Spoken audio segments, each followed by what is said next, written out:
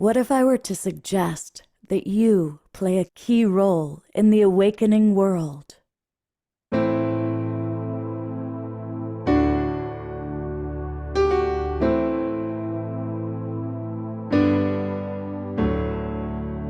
that you are watching this because you have heard the call.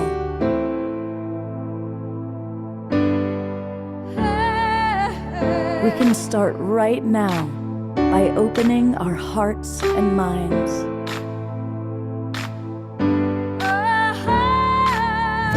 Welcome to the awakening world.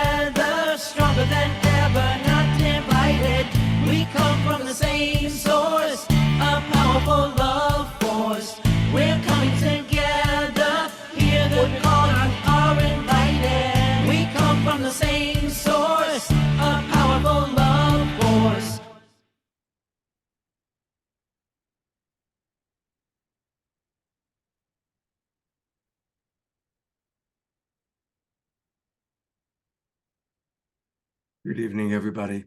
Welcome to The Awakening World. I'm your host, Love Coach Scott Katamas, and it's really beautiful to be with all of you. I want to acknowledge that we have about 150 Facebook groups and pages watching us tonight. Thank you so much to John and Summer Raymer and the Sign Network for getting this out to so many places. And we're here to celebrate the spirit of Martin Luther King. We're here to celebrate not just a weekend that we honor him, but the entire vision of this man that has now become a national holiday, which is very, very beautiful.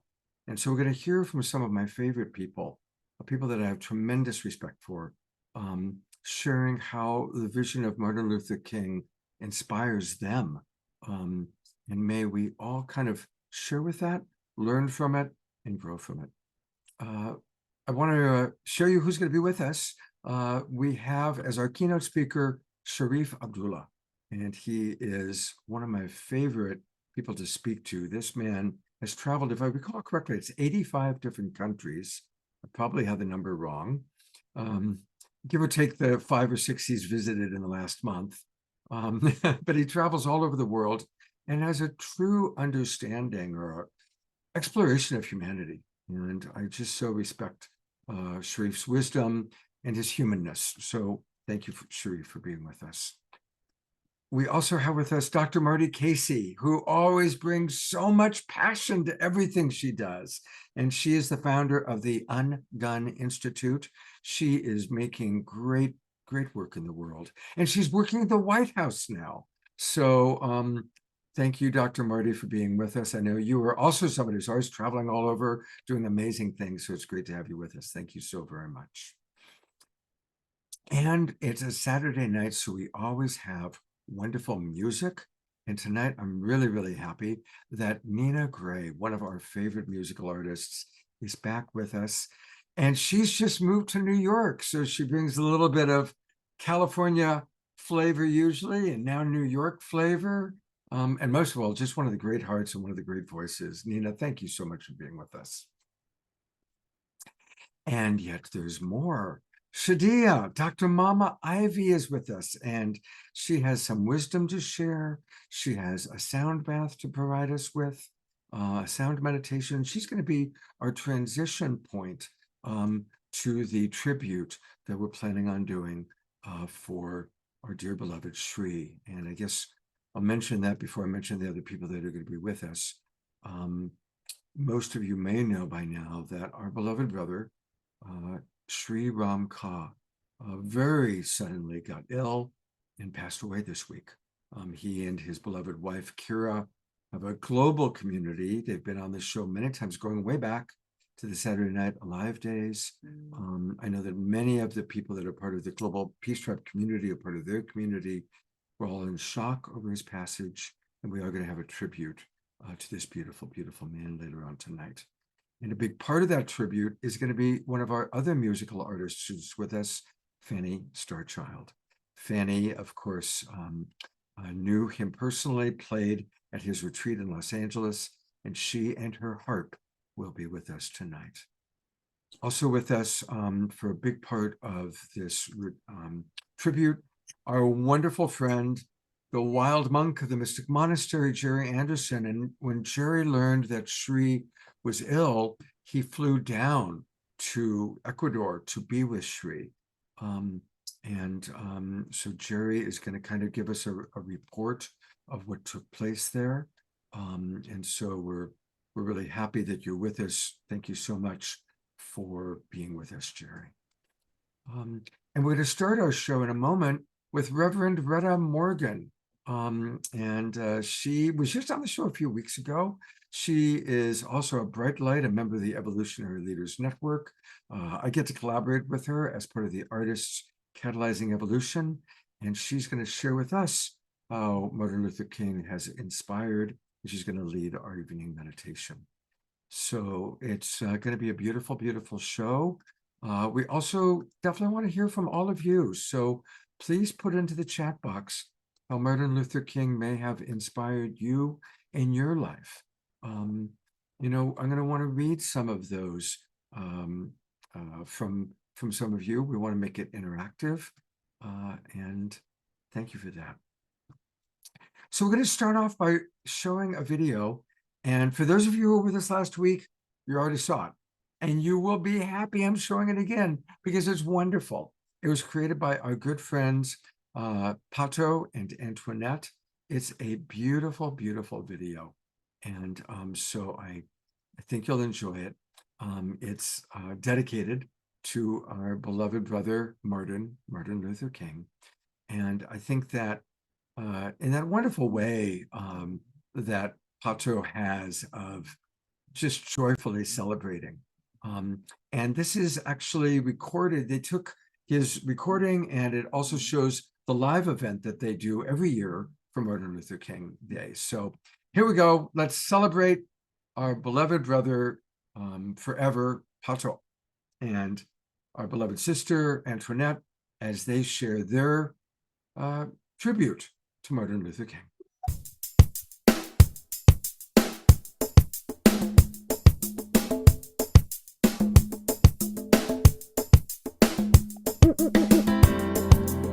Yeah.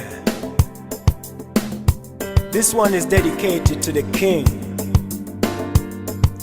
Martin Luther King, our civil rights champion. Understand me, no man.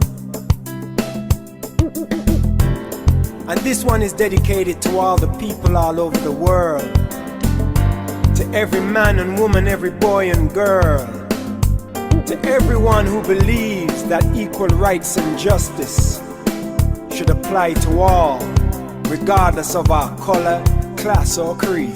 This one's for Martin Luther King, our frontline soldier, Martin Luther King, our peaceful warrior, Martin Luther King, our civil rights leader, Martin Luther King. This one's for him. Well, just like MLK, I have a dream today. And like Bob Marley, I got so much things to say. Hey, wanna talk about empathy, equity and equality. Wanna talk about ending war and how to end poverty, how to end racial hate and police brutality. Cause where there's no justice, soldier, there can be no peace. Seems like humanity is in a state of emergency. We need more ethical leaders with a sense of integrity, like Martin Luther King, our frontline soldier, Martin Luther King, our peaceful warrior, Martin Martin. Martin Luther King. Our civil rights leader, Martin. Martin Luther King. This one's for him. You see, there are so many problems, and we need some solutions. Yes, let's get together now and start a love revolution. And we can't stop, no we can't slow up. We gotta keep pressing on. If you can't run then walk, can't walk then it's time to crawl. He said, hate cannot drive out hate, only love can do that. Darkness can't drive out darkness, only light can do that. He said, injustice anywhere is a threat to justice everywhere. I've decided to stick with love, hate is too much to bear. He said, you can kill the dreamer, but you can't kill the dream. You see, unconditional love will rule in eternity. He said, the time is always ripe to do what is right. Lord, I hear the voice of Jesus say, don't give up the fight. He said, where do we go from here? Chaos or community, my people. Instead of fighting each other, show some unity. He said, we fight injustice with civil disobedience. So speak up, don't be silent, and always remain non-violent. Yeah, let's work it out, don't fight it out. Come on everybody, let me hear you sing it. Let's work it out, don't fight it out. This one is for the king. Let's work it out, don't fight it out. Come on everybody, one more time. Let's work it out, don't fight it out. That's what we gotta do. We gotta come together. This one's for Martin. Martin Luther King. What is your purpose in life? Our frontline soldier, Martin. Martin Luther King. Our peaceful warrior, Martin. Martin Luther King. Our civil rights leader, Martin. Martin Luther King. This one's for him. This one's for Martin. Martin Luther King. Our frontline soldier, Martin. Martin Luther King. Our peaceful warrior, Martin. Martin Luther King. Our civil rights leader, Martin. Martin Luther King. This one's for him. I have a dream that one day this nation will rise up, live out the true meaning of its creed. We hold these truths to be self-evident, that all men are created equal.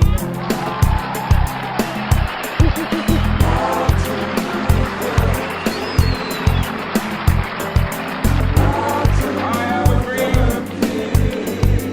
that one day on the railroad, sons of former slaves and the sons of former slave owners will they be able to sit down together at the table of brotherhood. I have a dream.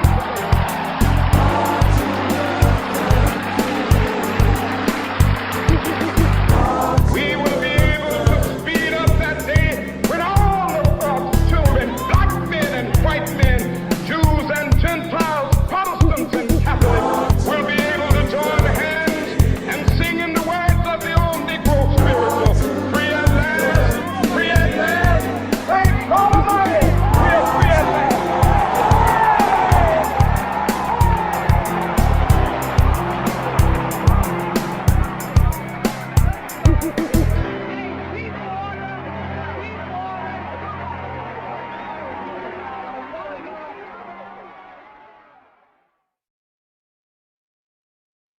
Hmm. Isn't that a powerful, powerful video? They just did such a great job with it. We should all watch it every week, right? Anyway, I am really happy that Reverend Rhetta has agreed to kind of kick us off this evening. I'm still kind of touched by that video, to be honest. It just knocks me out. Anyway, welcome, Reverend Rhetta. Thank you so much for being with us. And how does that video? I saw you moving to it, and I saw you kind of relating to it. Sure. Yeah, it's very powerful, isn't it? The rhythm, the passion of the performers. the movement of groups of people just vibing to this extraordinary, huge galactic truth, the truth of envisioning a world where everyone has what they need, where there is justice, what he stood for. And just the idea of all of those people moving and vibing to that. I have to think that's part of the medicine of all time, especially of our time, that movement and being able to remember that message, to embody it, to move with the sound of I have a dream, to have it in your embodied, when you talk about which I'm very excited to talk about with you, how do we keep his dream alive every day? And so if we move to it and get it in our bodies, it is there, right? It is there. We get to access it because we have taken it in, really taken it in. Yeah, it's a beautiful video for sure. I'm going to read just one comment, Reverend Rhetta, we've gotten a lot of comments, but I'm going to read one comment because I like to include our audience. This is from Dr. Laura, and she writes, because of the depth of my love for Martin Luther King, I talk to him all the time on the other side of the veil. Can't say that I get direct messages, but I do get overshadowed with his energy, and it always helps me to rise to the occasion and stand up against injustice. So thank you, Dr. Laura. That's a beautiful example. And Reverend Rhetta, I want to turn it over to you. Tell us about your life, your world. You're doing powerful work in the world. Tell us a little bit about how he inspires you and what you take from it and how you move with it. Thank you. Thank you so much, Scott, for the opportunity to share. Let me first say it's an honor to be here with all of you, and a special and particular honor to be able to speak about how Dr. King influences my life. I am an interfaith minister. I get the privilege and honor to work as a facilitator, as a musician, as a grief worker. I spend a lot of time working with young activists in particular, folks who have been disillusioned by religion, and part of my calling is to walk with folks and invite them into some kind of spiritual practice or life. So it is my passion and my love, and I get to share that work in many different places. I'm currently in a traveling ministry that's taking me at many places: South Africa, Alaska. I'm currently at a retreat center in Pennsylvania. So yeah, I get to do work that I love, and I'm very grateful for that. And I will say for sure that Dr. King has inspired a lot of what I'm doing. I believe my approach to my work is inspired by his dedication, his brilliance, his tenacity, his joy, right, as well as his prophetic truth telling. Dr. King for me was a consummate theologian. I grew up Christian. I am not now, but I have such deep respect from where he drew his strength and his analysis and his truth telling from. It was consummate how he knew the stories of moving toward freedom, the stories of how liberation sat in a biblical sense, and how to apply that to communities in the sense of a neighborhood, all the way out to the community of the world. And so very, very powerful. He was a citizen. He was well informed by the history, the current history. Things were happening all around the world Dr. King would refer to, as well as his historical aspects, particularly of the Black experience and beyond. He was a masterful spiritual leader. His light was bright around the world. And so I get to try to stand as tall as I can, not even thinking about standing anywhere near that, but just to stretch to wherever my strengths are, because folks like him stood before me. Yeah, it is a privilege to be here and to share. And I'm excited to share a little bit about what I've been reflecting on, this idea of carrying Dr. King's message and teaching into our everyday lives. So it's not just, the one day that we hopefully are in service, but that we can keep that message going. And so I'd love to share a couple of ways that I do that.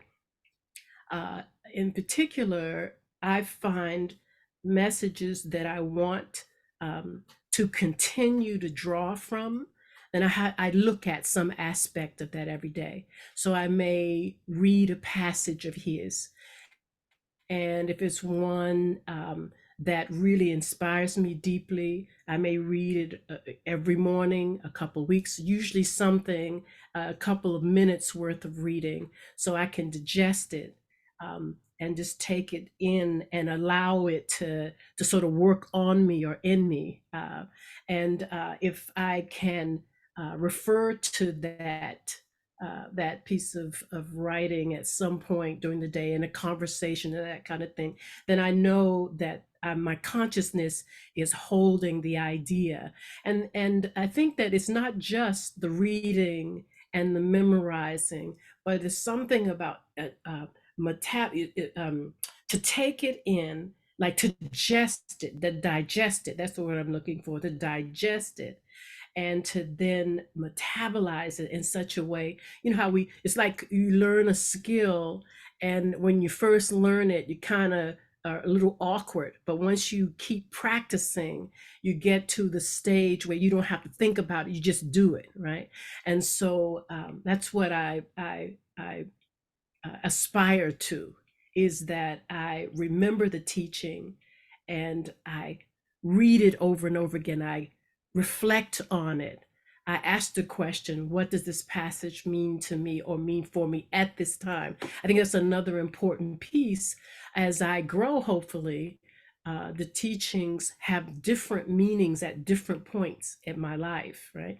And so I get to track that. I get to be aware and notice what different passages do for me at a certain point. So yeah, those are some of the things that I do. I love to sing his words. I believe in the vibration of song, so I very easily take some passages and just sing them, and that gets into my heart, and that's a way to keep those words alive. And then, beyond, so these are all the things that I do to sort of ingest the words. And then it's about going out into the world and being about those passages, right? And so I mentioned earlier, I get the privilege to work with young people, about 20 to about 35, 40. The older the older you get, the older the young people get, or how's that go? Right, yeah. So my young people are 20 to 40, and so I get to talk with them and see how they reflect on Dr. King. We get to remember together. And I think that may be a really important piece. It is in community that I think his dream can be most alive and vibrant, and have the biggest impact. So those are some ideas that Well, I know you're about to lead our evening meditation, and if you want to add some a cappella singing, that is always welcome, no pressure. And by the way, Zoom's been good. I know before we went on camera, Zoom was but the Zoom has been great. We've been hearing and seeing you perfectly. And would you be willing to lead our evening meditation? I'm so great.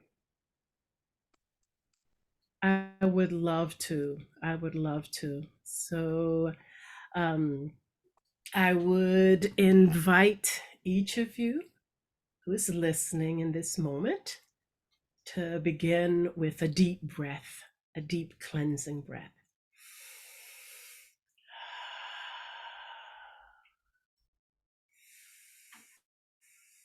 Invite you to take another.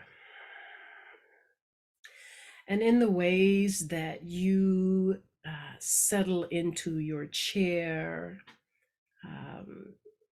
settle into the place where you're sitting in this moment, I invite you to just notice, how are you? How is your body? How is your mind? How is your spirit? Just notice.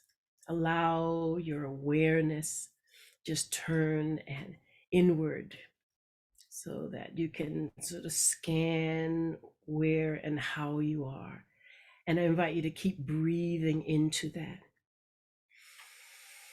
The invitation is into the realm beyond our everyday speech and that exchange of speaking and understanding. We get to breathe ourselves from the realm of talking back and forth down into the realm of the I am, of the eternal, the ancestral realm, the realm of the divine. One breath away, always one breath away. So breathe with me. We get to settle, allowing our concerns before this moment to melt away. With every breath, we get to drop in, drop down, expand outward, rise up and ground. So continue, if you will, to notice, to breathe, and deepen into this moment. Allowing your body to melt, to sink into where you are, knowing that our precious Mama Earth will catch us as we fall back into the most relaxation we can conjure up in this moment.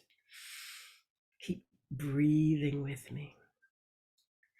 Now, in my mind and heart in this moment, I want to share a phrase that came forth, I believe, for tonight. It's a phrase from a hymn from my childhood, and the words are, we're going to sit at the welcome table. Let us all sit at the welcome table. I invite you to breathe in those words, to sit in the welcome table, to sit on, to sit with the welcome table. And the welcome table in this moment is made from love. It's made by love. It's made for love. And you have a seat, a central seat at this table. And at this table, there is space for every human being as a mighty table. And there is also space for the more than human world. It is, in fact, a mighty table. So I invite you, as you are breathing into your body and noticing, to allow yourself to take your place at the welcome table. And at this table, you get to look around. Each one of us will have our own experience at the table. Who can you see at your table? Who is the community, the faces that you see? And if you don't see the faces, the sense that you have of the folks at your table. What are those folks that you are in community with now? Close in folks, your family, friends, community. Just keep seeing that table, and the table gets to keep growing as you add more faces. Places around the world you get to imagine in the space of this welcoming table. And I'm going to invite you also, as you continue to check in and see who's with you, see if you can't stretch a bit and imagine someone or someone's at the table that you may not be in the best relationship with. Imagine, because this table has a seat for every human being, some of those folks we may not be in close in relationship with. So imagine as broadly as you can and still feel joy at the center, still feel safe, as broadly as you can, that there is a wide, diverse gathering of folks at your table. This table made for and by and of love. This is a table that folks have been gathering and being seated at for hundreds of years. And we get the privilege in this moment to imagine that table full and complete, everyone seated at the welcome table. And let's breathe together as we know, even if we can't see, the table's so big we can't see all the faces, but we can feel every one of those hearts. Feel your welcome table, drink in the beauty of gathered souls, fed by, led by love. Enjoy. And so together, as the last one is seated, we get to notice an incredible opening. We've been waiting for eons, lifetimes for this moment. We get to imagine together that that last one sits, and there is a lifting, there is a vibration, a sound, a call that comes out from the center of that table and fills each one of us, all of us, with the expectation, the gift, the dream, the vision of liberation and a just world, grounded in love, expanded by joy. And we get to breathe into that vibration, that sound. The coming of heaven on earth, the uplifting of love in the name of everyone being fully who they came to be. We get to hold this vision together. We get to drink in the vibration of that table. We get to sing, we get to hum, we get to be that vibration together in this meditation. Drink it in, if you will. Keep loving on everyone in that table, on that table that you can see, the faces that you can see, in the hearts that you can't see, but you can feel. Just keep radiating love out. As we sit at the welcome table, we sit at the welcome table, we sit at the welcome table, and we drink in our love. Yeah, we sit at the welcome table, and we drink in our love. We sit at the welcome table, and we drink in our joy. Drink in our joy. Breathing together, allowing for that table and the vibration to fill us all across the Zoom boxes and the Facebook and the YouTube, just allowing that sense and that vibration to spill out and over, beyond technology into the streets and the water and the sky and the wind and the snow and the sun. Just imagining a world, dreaming together the next iteration of Dr. King's dream, dreaming together justice, love, liberation, equality, breathing, drinking in together the possibility, the reality from our thinking, from our movements, from our actions. May we be joined, sisters and brothers, may we be joined by the deep love of our brother Dr. King right now and on across the days, the months, as we head into what some say is a challenging year. May we remember the vibration of the welcome table and take it with us wherever we go.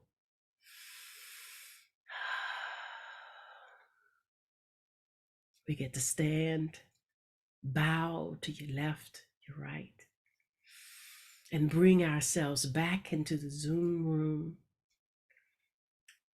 Bring the memory and the vibration of the welcome table with us into the sacred now and onward as we go.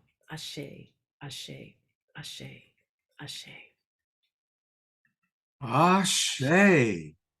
Thank you for bringing us all together in that beautiful welcome table. That's just a beautiful, beyond meditation. It's a way of holding life. Beautiful. Thank you. Thank you all. Rhetta, thank you so very, very much. And I didn't have a website for you. Is it best to still go to your Patreon page? The website should be up. Did it not? Can you put it in the chat box real quickly, please? Put it in the chat box because I wasn't able to find it. I only found. All right, I'm going to see how. All right, I'm going to see if I can do it quickly. You know what? Scott, Pop it in, and we'll go back to that after Nina's song. How does that sound? Okay, sounds great. Thank you. Thank you so much. Beautiful, beautiful. And by the way, I think when I was doing the introductions, I think I forgot to mention Omashar. Somebody said, well, what about Omashar? Never fear, Omashar is here. However, we are going to go to a musical moment, and a musical moment is going to go to the wonderful Nina Grae. I'm so grateful to have Nina with us.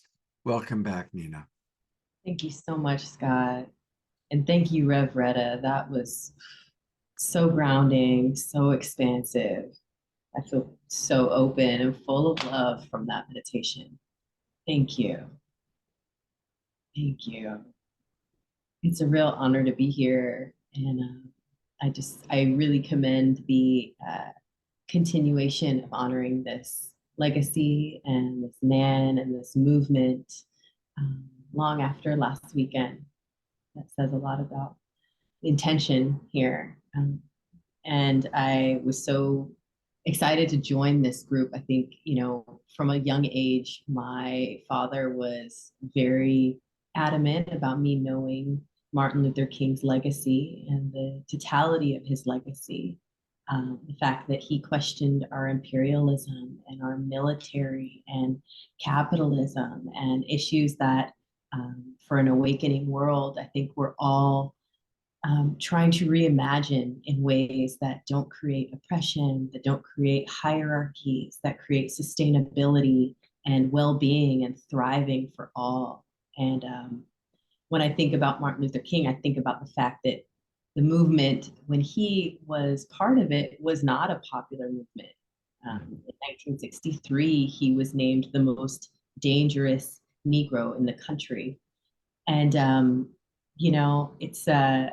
it's something to remember, I think, in these times, and something that I call on when I write music or share music, because it takes a certain courage and bravery sometimes to speak truth to power. And as he would say, the time is always right to do what's right. And, sometimes it may not be the popular action. It may be the thing that gives us pause because it will disrupt the status quo, or it will rock the boat, or it may cause a little bit of friction for us to stand up to injustice, to speak our truth around issues that are plaguing and affecting our humanity and the survival of our species. But it's so important. And I think if we can live out Martin's legacy in any way, it's to move with the conviction and the courageousness and the vision that we can live in a world that is better, more united, more equal, where everybody is treated rightly and justly, and that love is the currency that we get to exchange with one another. So cheers to his nonviolence, cheers to his courage. I want to share this song, Legacy, as an invitation. I have shared it on the show before, but I think it's apropos to share it honoring Martin Luther King. This song was written in 2017 when there was a really important inauguration happening of a new president in our country. And it seems like the way the world's spinning, this situation is happening again. And so this was a call and a question for what do we stand for as a nation, and what is the legacy that we want to leave behind. So while I am singing this song, I invite you to share in the chat, what is the legacy that you personally intend to leave behind, or what part of Martin Luther King's legacy do you intend to carry forward through your life? I hope you enjoy this song.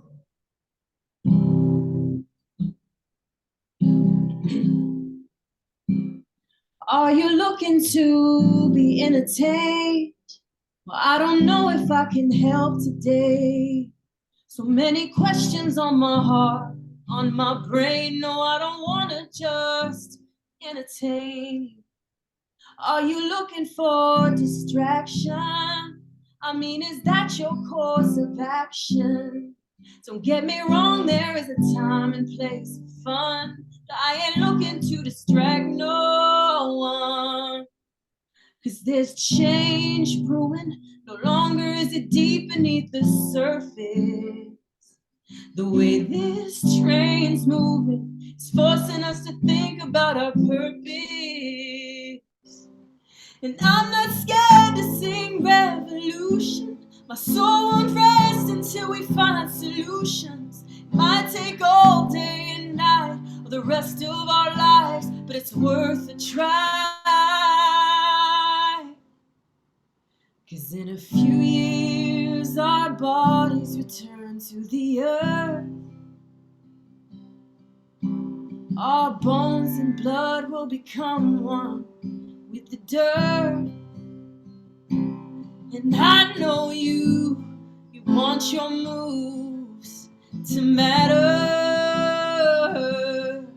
so the young souls know that love is all we were after.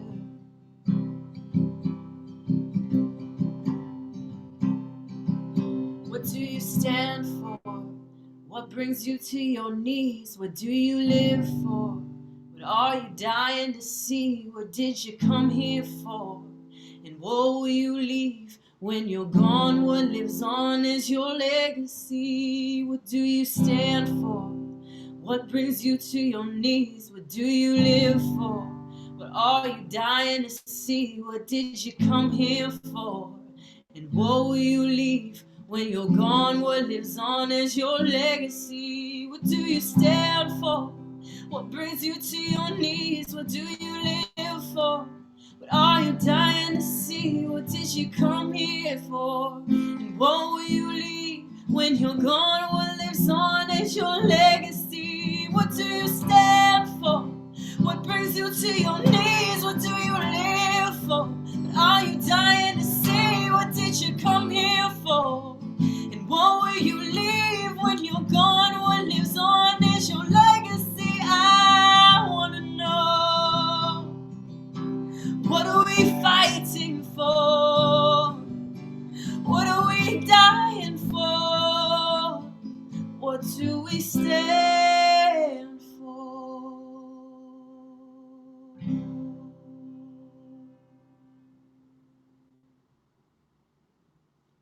Thank you. Oh my.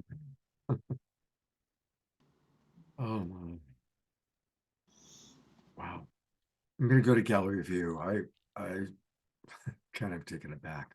But let's give a beautiful, beautiful Global Peace Tribe Twinkle for that amazing passion. When you hit what do we stand for, I got just a lightning bolt through my body, Nina. Wow. Thank you for feeling, thank you for amplifying all of these voices. You know, I think it's such an important question going into another election year, whether you're politically apathetic or you're hopeful. I think, you know, we deserve to stand for something that is worth passing to the next generation, and will create peace internationally. You know, we have such a big presence internationally, so there's such a great opportunity to bring healing and peace with our presence as a nation, and I can only hope that we move in that direction collectively. Thank you. Yeah, I love seeing all of these legacies too, to help bring a limited abundance to humanity and standing for truth and peace, justice, and truth. So thank you, thank you, thank you. Nina is going to be back with us for one more song in a few minutes, but I do want to alert people to her website, and it's her name, Nina Grae. She spells it Ninagrae, Grae.com. And I want to really encourage you to go there and support her, buy her albums, and ideally join her Patreon program. It's a beautiful, she's very, very generous with all that she provides her Patreon members. And, you know, we support many of our friends through Patreon. So it's a beautiful website. There's Nina offering all sorts of wonderful things. So it's Nina Grae, Grae.com. And she will be back with one more song in just a little bit. Thank you so much, Nina. Thank you, Scott. Well, it is time for our keynote address. And right away, I was hoping that Shariff Abdullah would be available. And thank God for all of us, he is. And here he is. And Shariff, thank you for being with us tonight. And I'm just very eager to hear what you have to say, what your inspiration has been, and your thoughts of how we can carry on his vision, his spirit throughout the year. So with no further ado, it's our friend, Shariff Abdullah.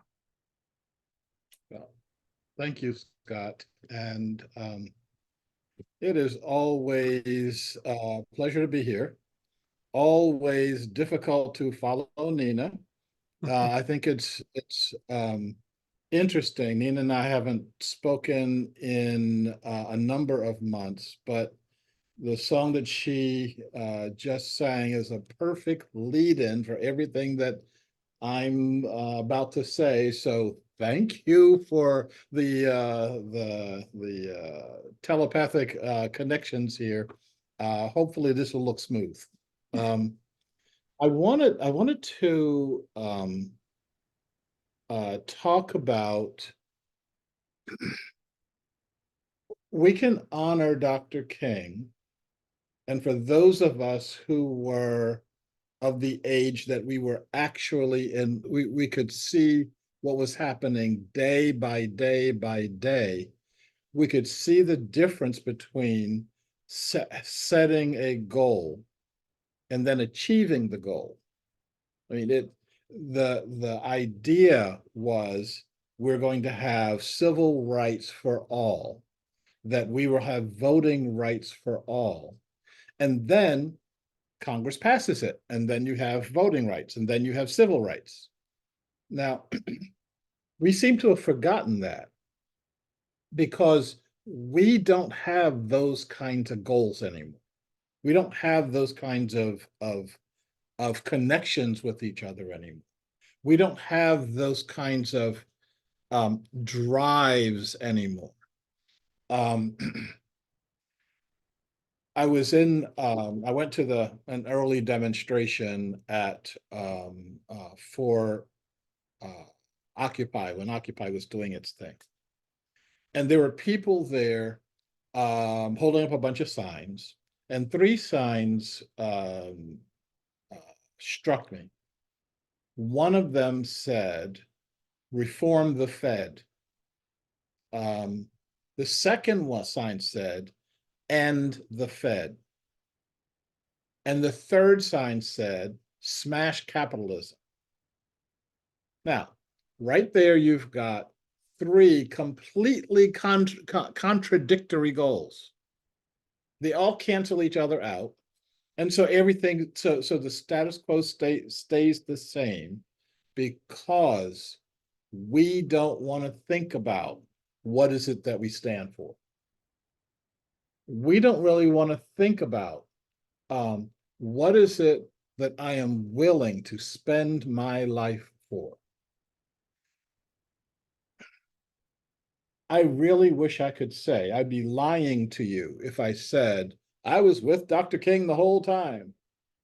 When Dr. King was assassinated, I was 16 or 17. And the thing I said at the moment of his assassination is something I have regretted for most of my life, and I am going to continue to regret for the remainder of my life. What I said was, anyone who goes up against the white power structure without a gun gets what they deserve. Now, it took me another 5 to 7 years to even begin to understand what he and our other leaders meant by nonviolence. And when I turned some age or another, when you have a lot of age behind you, now it all starts to run together. But I was in my early 30s, and I went to Dr. King's tomb, and I swore an oath at Dr. King's tomb that I would practice by thought, by word, and by deed nonviolence. Now try to live up to that awesome responsibility, because this is the coming together of our practical life on this earth and our spiritual life in transcendent realms. We put both of them together and we start seeing that how we act has to reflect our spirit. You can't have your spirit over here and then your actions over there. But what I want to talk to you about tonight is something that I call the 3 Ds: discipline, direction, and devotion. And those 3 things have to come together in order for us to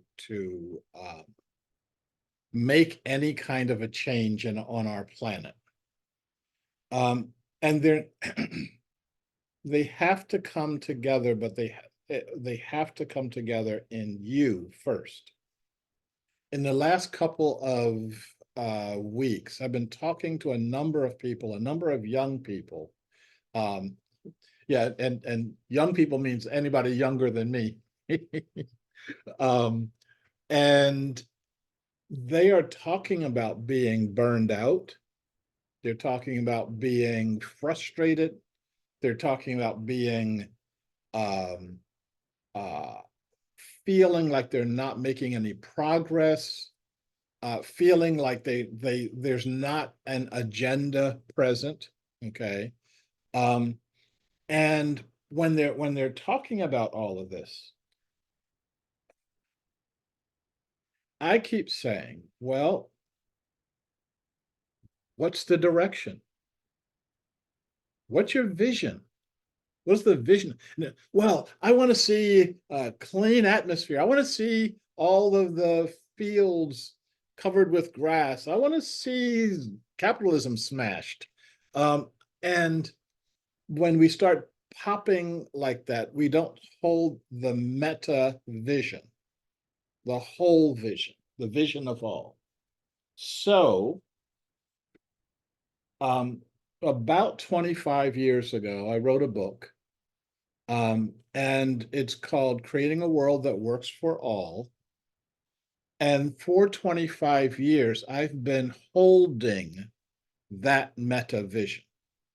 I've been holding the vision so that we, all of us together, can line up like the iron filings under the magnet.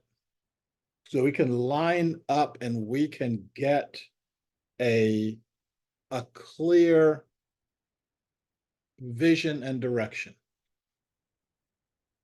And people haven't been lining up. It's interesting that more and more people are literally around the world, and interestingly, a lot of folks in Europe, more people in Europe are saying that than are that talking about creating a world that works for all than here. But one of the things that we do is we sink down into whatever the most convenient language that we're hearing at a given point in time. Yeah, so-and-so does a really good speech, so we start parroting that speech. So-and-so says something inflammatory, so we start parroting that inflammatory. We don't stay on course. So why do you think that we don't have a course? Of course we don't have a course. So staying on direction is really important. Having discipline is really important. There are times when I want to just verbally castigate somebody. And we've had leaders, and maybe have leaders in our society that deserve castigation. But that's not the issue. It's not what I want to do. That's what will be effective in changing our world and changing our society. If it's not going to be effective, why are you doing it? Well, you're doing it to feel good. We've all heard the joke about the person who's searching on the sidewalk for their keys for their car, and people are helping them search for the keys in the car, for the car. And somebody says, well, where did you lose the keys? They said, well, I lost them about a block or so that way. He says, well, why aren't you looking a block or so that way? He says, well, the light's better over here. Lights can be fine over here. You can have all the resources you want over here, but that's not going to find the keys for you. That's not going to allow you to do the work. So Dr. King had a specific direction. Now, some of us, like me, thought he should have had a different direction. We thought he should have been talking about Black nationalism or Black liberation theory. That wasn't what he did. He stayed consistently on his point, which then turned into our point. So 25 years I've been pushing this notion, and at some point in time we get to a tipping point. When we get to the tipping point, everybody starts moving in that direction. One of the things that struck me about Dr. King's work is that he insisted that those who are struggling with him maintain discipline. You had to come to the demonstration in your Sunday best. The men had to wear suits and ties, knowing they're going to get thrown to the ground, knowing that the fire hose is going to wash them down the street. But you had to look like you respected yourself. You had to sign a pledge before he would allow you to walk in his march. The pledge being, I will keep to nonviolence, I will keep to the direction and the focus of this march. Look at what we do today, and I say that in terms of being here in Portland, Oregon, during the altercations around the murder of George Floyd. There were three main sites for the demonstrations that were taking place. One was downtown. The second was at a police headquarters that way. And the third one was about 100 feet out my window right now. So I had a great view of all of the anger and all of the fires, all of the things that were going on. I was looking at it and knowing nothing will come from this. Nothing.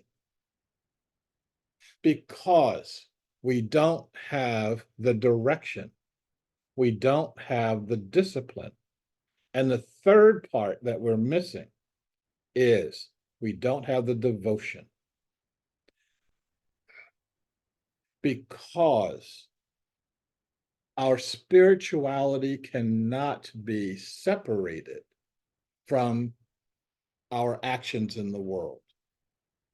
If I approach a problem from the point of view of my anger and my frustration, we all know the law of attraction. We get more anger, we get more frustration.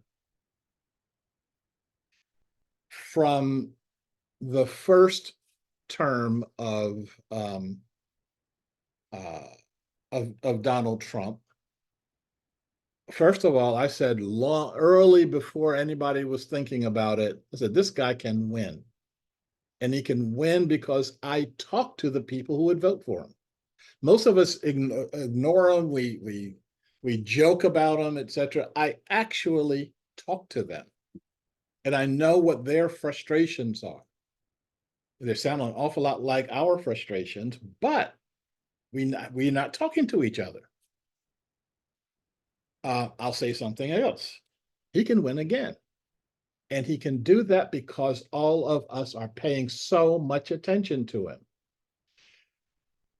At some point in time, we're going to recognize that the law of attraction is absolute and it doesn't modify whether or not you feel like doing something or not. If you are serious, you're going to maintain your discipline.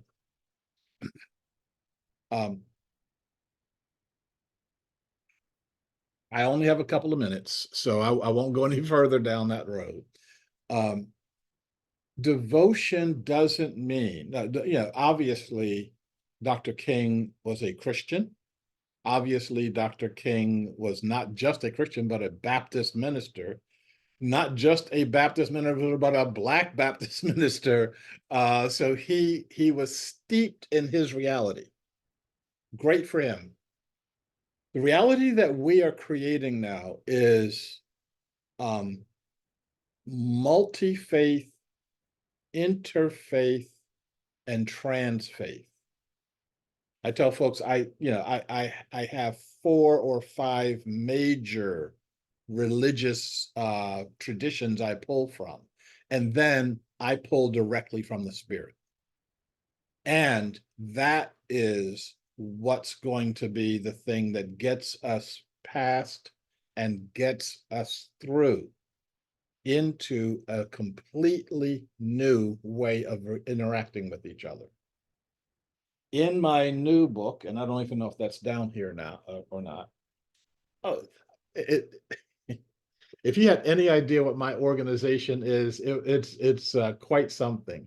Everything on that side of the camera looks pretty good. Everything on this side of the camera is complete chaos. But I do have my book. It's called Birthing the Nation of Gaia. And what this is how do we, and this should be all of our goal, how do we, here in the beginnings of the 21st century, for the first time for humanity on this planet that we know of, how do we act like one species? How do we act as though all life matters? Not all corporations, not all rich people, not all human beings, but all living beings, whether on this planet or not. How do we act like all of us actually matter? I am, if we set that as our goal, if we set that as our tradition, we'll be able to see things a completely different way. Our eyes will open in a completely different way. As long as our goal is something like the 350 milligrams or whatever it is of carbon in the atmosphere that I can't see anyway, I won't have anything that opens my heart. So yeah, I've been to 45 different countries, and Scott, yes, it's 45. It's not. I'm too. I don't know if I'm going to get up to 85. But our goal has to be something that is meaningful around the world. We're not. We, as those of us who are Americans, tend to think that all of our problems are the problems of the world, and they're not. So our challenge is, and this was the challenge that King was reaching for when he was assassinated. It's the reason he was assassinated was because he was about to become international. He was about to start articulating. When you start talking about the Vietnam War, it's like, as long as you stay with your people over there, that's one thing. But when you start looking at how are we interacting with the world, and what leadership can we show to the world, that's when things get interesting. In my book, in Birthing the Nation of Gaia, I talk about what is the specific consciousness change that we need to have in order for us to catalyze this world movement. And I am not going to talk to you about that right now because my time is gone. And I would love to talk to you about that at some point in time, but right now that's not going to be it. What I'm going to do right now is dump into the chat box a bunch of links. This is to my email, if you want to get in contact with me, my website, if you want to get in contact with that.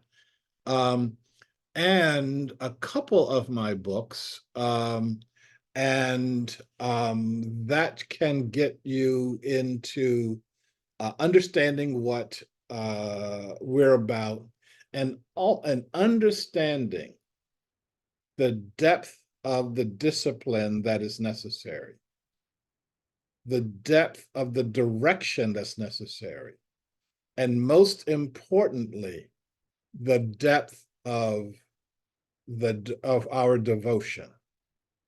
And this is my my discipline, by handing it back to Scott and saying thank you so much for allowing me to be co-host. I always love being here, and look forward to us connecting at some other point in time. We definitely are overdue for a longer, where you can come on a Wednesday night show and we can talk more, because most of the people watching are watching on Facebook. and won't be able to get those links, I do want to spend a minute or two letting people know how you can reach him. His website is commonway.org. Isn't that a perfect website for Shariff?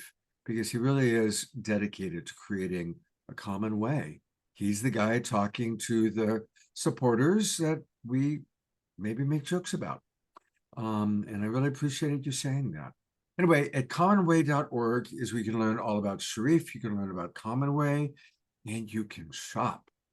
And he has some really beautiful things. He's got videos, he's got his books, and there's the book he was just talking about, Birthing the Nation of Gaia. I don't know if you remember, Shariff, that's how I first met you. Our mutual friend, Vineet Allen, introduced me to you for one of the shows we were doing on the climate and environment. And anyway, this is a very, very beautiful, beautiful book. So we love Shariff. He's a regular on our Global Peace Tribe shows. And I hope that you will be back with us very, very, very soon. Look forward to it. And you know what? We are making a Shariff sandwich. And on one side of Shariff was Nina Grae, and on the other side was Nina Grae. So it's the Nina and Shariff sandwich. Is that the fourth D for delicious? That's right. Oh, Excellent. I'm going to add that to my work. Thank you so much, Shariff. Yeah, Your thank words you. always pierce right through to the heart of what is needed. Thank you. Well, let me tie up this sandwich then with a song called Hey, that'll hopefully put some punctuation on the potent words that Shariff just shared.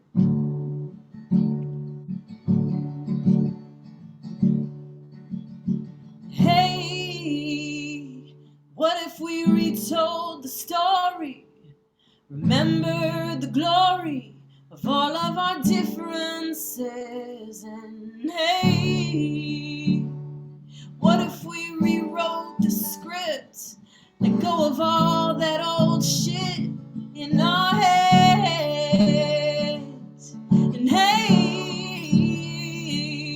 what if we laid down our weapons?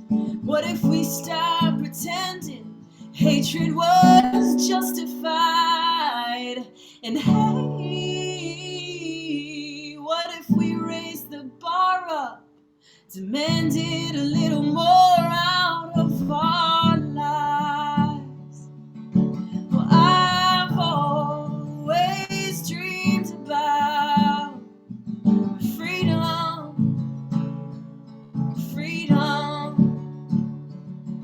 but I know we'll never be about freedom till it belongs to all of us. Men have spoke for years on war and peace, yeah. They've talked themselves blue and red in the face. Men have built walls where there could have been bridges held. Men created a race to separate. We'll blame it on our lack of urgency, or blame it on having better things to do. But as we rise together in 2024, turning a blind eye is something we must refuse. 'Cause I've always dreamed about peace and harmony. And I know we'll never be about peace until there's justice in these streets.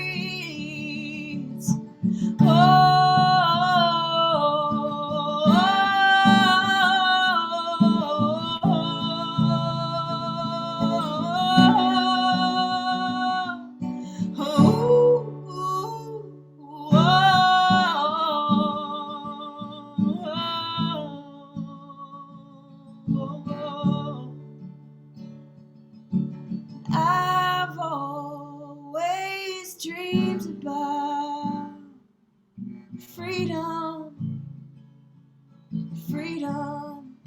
And I know we're gonna find it, that freedom, 'cause freedom belongs to all of us.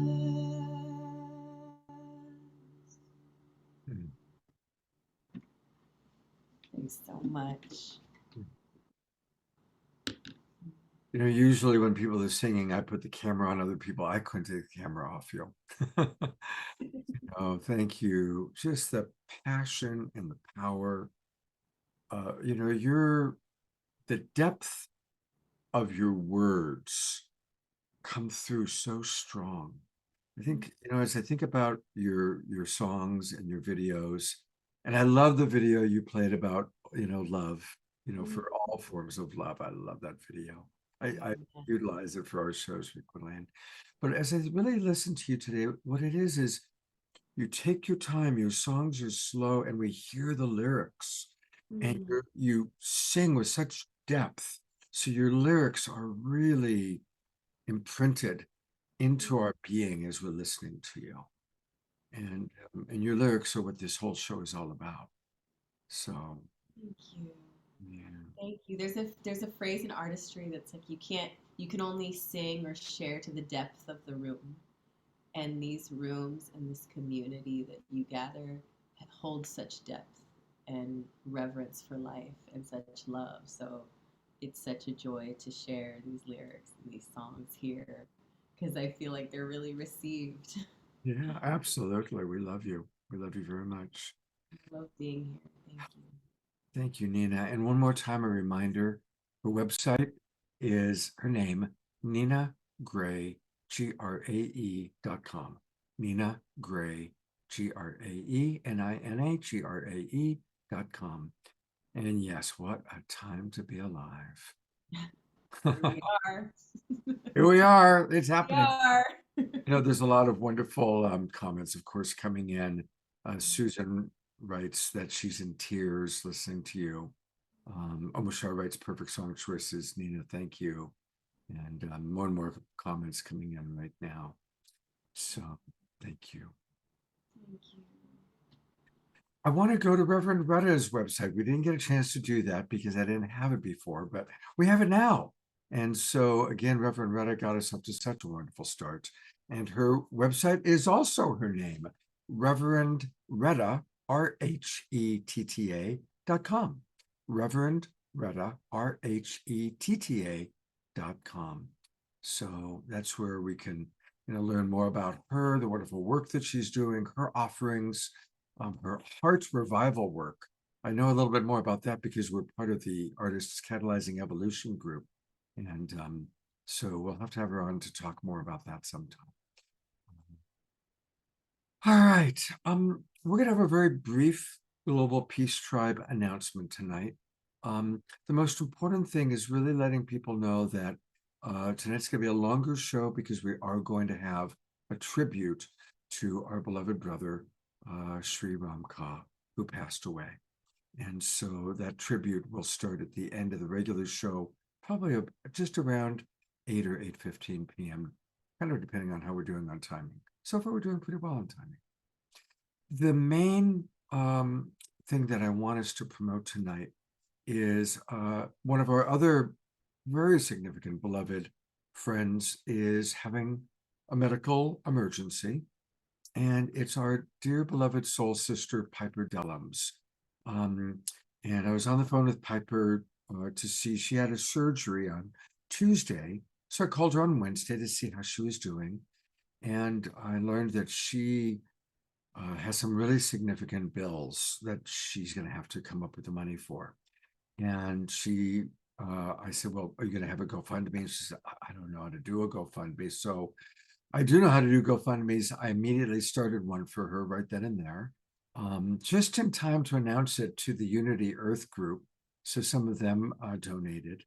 And so please, we need to raise $15,000 for Piper. And so I'm really asking people to please be generous. And quite a few of you already have. Thank you, Jay Mayer, who donated. And, you know, she was so touched that we had started this GoFundMe for her. She was crying on the phone with me. It was very beautiful. And here's the thing, even if you only donate $5, for someone in the hospital going through all the challenges of the health issues and feeling isolated, when you go through and you can see so many different people donating, even if it's only $5 or $10, and we certainly appreciate those who can donate more, but whatever you can put in there, it just lets her know, oh, wow, this person thought of me. This person took the time to make a donation on my behalf. You know, we did a lot of fundraising for Trevor Miller at the very beginning of the pandemic when we first started doing Global Peace Tribe shows. And that money kept him alive. He had cancer. Doctors told him he had 3 to 6 months. And that was almost 4 years ago because of us, because of the money we raised. I was able to get him the treatment that he needed. And I think also just the love that he felt, our love.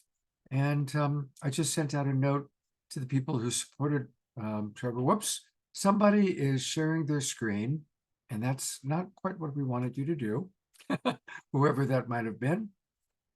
So it really makes a difference for us to support our family and our friends.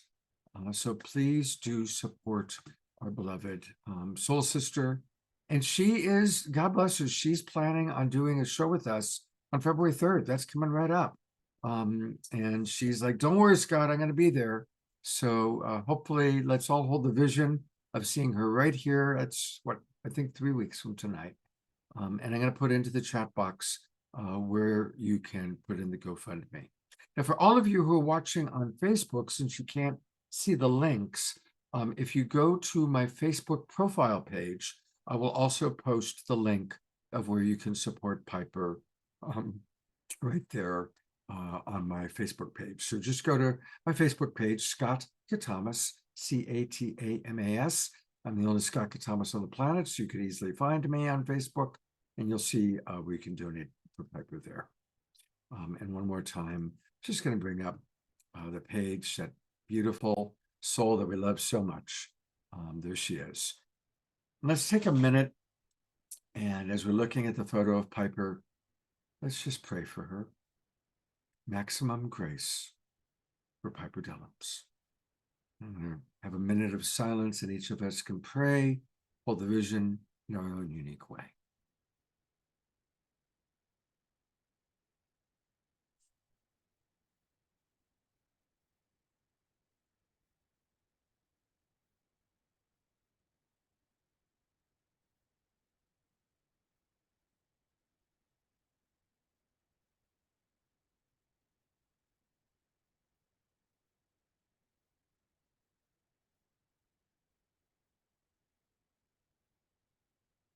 Maximum grace for beloved Piper Dellums. Maximum grace for beloved Piper Dellums. Thank you, everybody. Thank you for your prayers. Thank you for your green energy. And we are now going to go to the wonderful Dr. Marty Casey. Hello, Marty.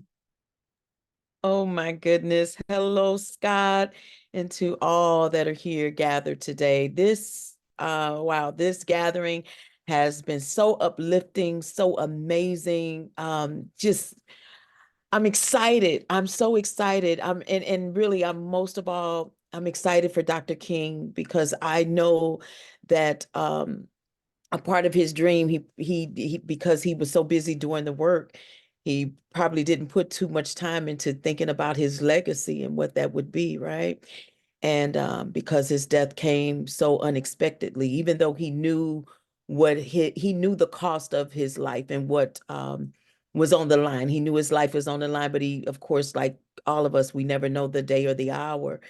But I would imagine that he never took out too much time to think about his legacy, and just to know that on this week, he would have been 95 years old. And we, I just want us to know that that within itself is such a blessing, that he still lives vicariously through us doing the work. And that's probably like the most important thing that we could do. And it's the greatest gift that I believe he could receive. So I'm just excited for him. So thank you for having me, Scott. Absolutely, Marty. And thank you for the wonderful work that you're doing. Of course, I want to hear how his vision has inspired you, what you do, and also tell our audience about what's happening with the Ungun Institute and your work with the White House. Sure, but thank you. And I'm going to try to move my stuff along pretty quickly. And what I mean by that is that I want to make sure that I utilize this time you've given me to say as much as I possibly can. I am just so grateful for the opportunity. The show thus far has been amazing. So kudos to all. You all have blessed my soul. Ungun Institute, we are basically, we're a system that I've created to help individuals disarm from trauma.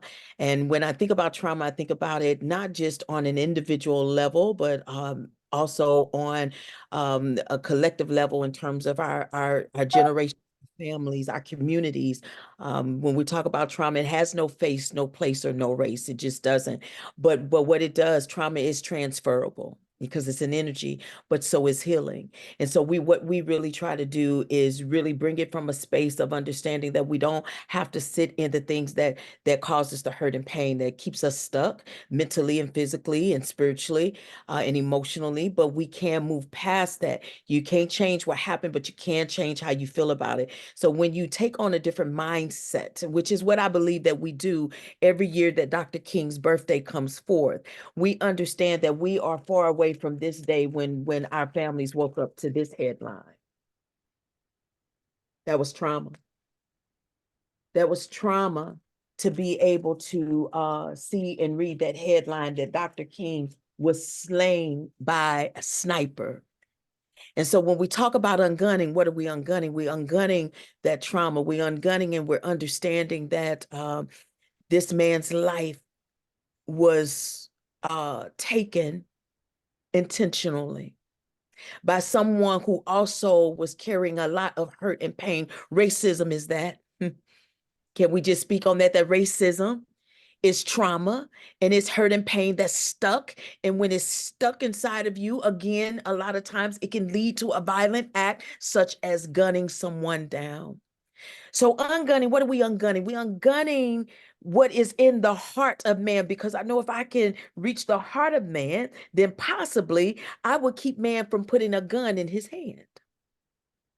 So I'm not here to tell you should own a gun or not own a gun. I'm not even gonna waste my time trying to tell you that. That's your business.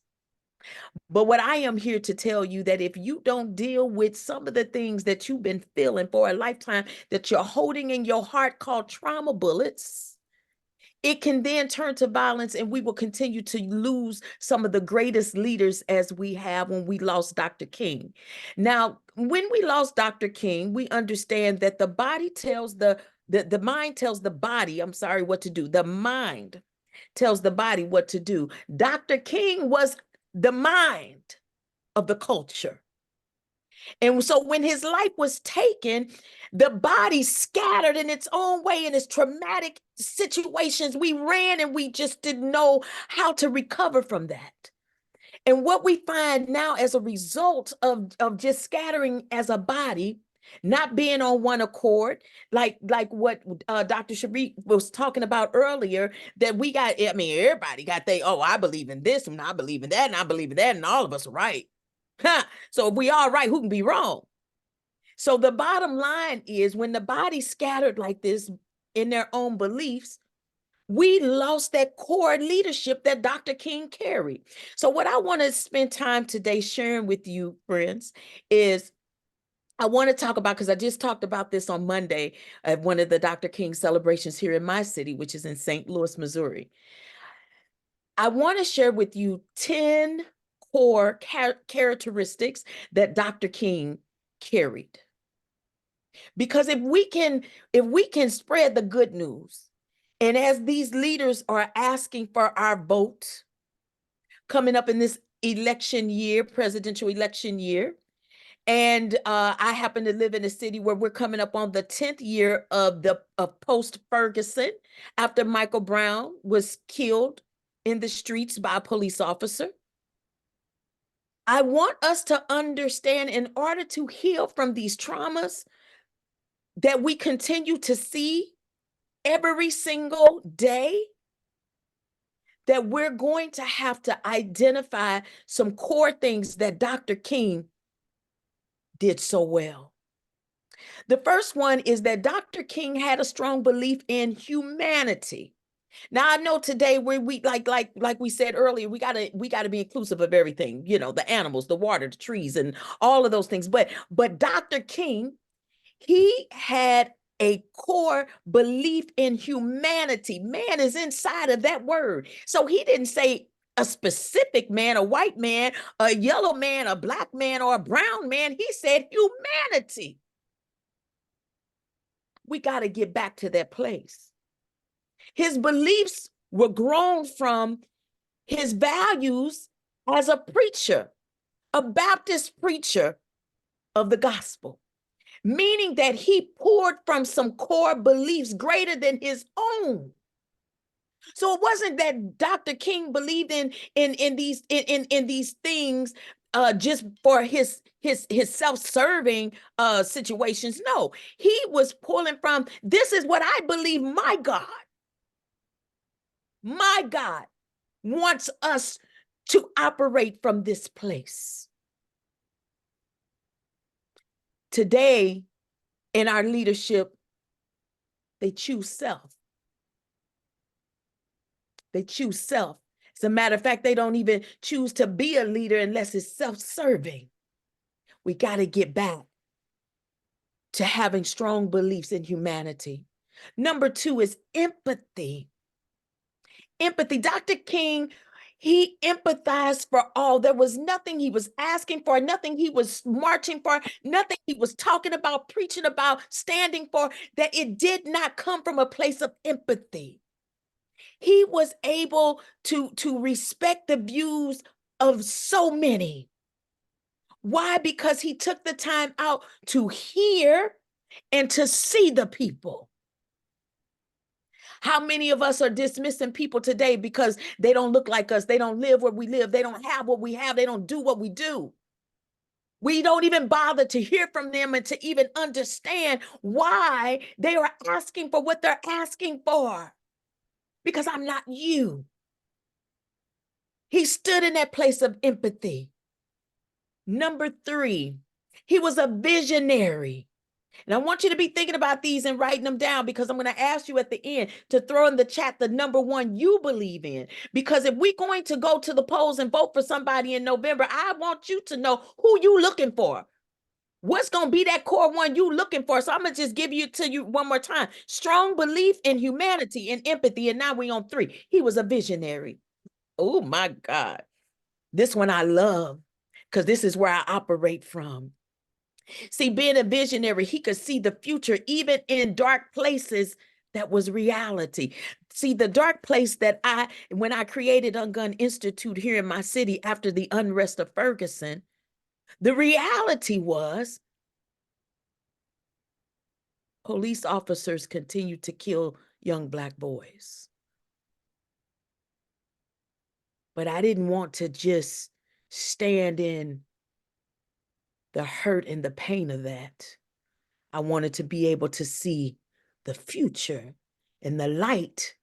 So being able to see the future and the light, God said, then Marty, create something that will help people show up better with one another and ungun and heal from the things that's causing them to kill. That goes beyond creativity. It's visionary. Dr. King, he knew that he was different. And he also knew that we lived with the promised land that he saw before it even existed. See, he saw little Black boys and little Black girls and little white girls and little Black girls holding hands. He saw that. But a lot of people didn't. They like, that we don't do that here. But he saw it. See, he was slain in 68. I was born in 71. I'm a beneficiary from the things that Dr. King saw before it even existed. So by the time I went to college as the first African-American Black freshman class president, and then that was in 1989. So then when 1990 rolled around and on his birthday, January 15, even though they had, passed the they passed it as to be a holiday, my college decided not to even acknowledge it. But I'm the freshman class president. I said, oh my goodness, what you mean we got class? Oh no, not today. I'm not going to class. And as a matter of fact, I'm gonna knock on everybody's door with these little white boys and these little white girls and little black girls and little black boys, because we was in a co-ed dorm, y'all. Who could see that in 1968, that we was going to be living in a co-ed dorm? So I knocked on every door. I said, we're not going to class. Meet me downstairs. I'm going to teach you all some songs. We shall overcome. This little light of mine. Happy birthday, Dr. King. Stevie Wonder's version, because that's the reason we even have this holiday. And we're not going. We're going to march up to the top as one. I got called into the office. The dean of students said, Marty, if you don't get back to class and get everybody back to class, you're going to lose your scholarship. I said, wow, it's hard to lose something that you probably never really wanted to give me to begin with. So you can have it back. I'm Dr. Marty K. Casey because I have 2 honorary doctorates, because on that day I dropped out of that university. Because if you don't stand for something, you'll fall for anything. I'm Dr. Marty because of the work that I do, not because I sat in a classroom and let somebody else tell me I was worthy of something. Dr. King had already had vision and told me that I was going to be something. And because I stand on the shoulders of Dr. King today, that is why I am who I am. Number 4, excellent communication skills. It is necessary for us not only to be able to hear one another, but then be able to speak, to be understood. It's okay for you to believe in what you believe in, but what's not okay is when you feel that you can just talk down to me, talk over me, or don't allow me to talk at all. That's not fair. Dr. King had good communication skills, and he found the common ground in his firm beliefs in racial equality and civil rights and justice for all of, again, humanity. He was inclusive of all. Not just the people he lived next door to, not the folks that he banked with, not just the people that he grew up with. He said all people. I remember that my great-grandmother, she was born in 1910. She lived to be 93. She didn't die until I was like 30-some years old. My great-grandmother used to, every single year when it's time for me to do a book report, you need to do it on Dr. King. I said, I did it last year. Do it again. You still got a whole lot to say. Dr. King stood for a lot of stuff. Do it on Dr. King. Every year, my great-grandmother encouraged me to write about Dr. King, and I'm so glad that she did, because when I think about how we're trying to remove history and remove the names of those who have preserved history, I'm so grateful for my great-grandmother. And to know that my great-grandmother lived to be 93 and Dr. King would have been 95, I could truly already see him still pouring into us today. Oh my God, what they took from us. See, that one bullet didn't just slay and take the life of one man. That bullet took the life of so many. That one bullet, that's why I do this work at Ungun Institute. Number 5, being emotionally stable. That's necessary, because when you have a headline come out like that he was slain by a sniper, everybody want to go grab a gun and just start shooting anybody. But it's important for us to be emotionally stable, because we can't get work done by hurting people. Hurt people, hurt people. Healed people, heal people. I'm going to tell that to you again. Hurt people, hurt people. Nina, I hope you put this in a song and dedicate it to me, sweetheart. Hurt people, healed people, heal people. You understand, Nina? I love you. You are beautiful, sweetheart. Keep using your gifts. Dr. King would be so proud of you. Yeah. You understand that? What are you hurting from today, y'all? What are you hurting for? I keep going back to gallery because I want to see faces. I'm like, I feel. So I'm looking at you as you looking at me. And when I see you, I see me. I see me in you. I hope you see you in me. It is so important to understand for us to be emotionally stable. That is the reason that he lived by a non-violence approach.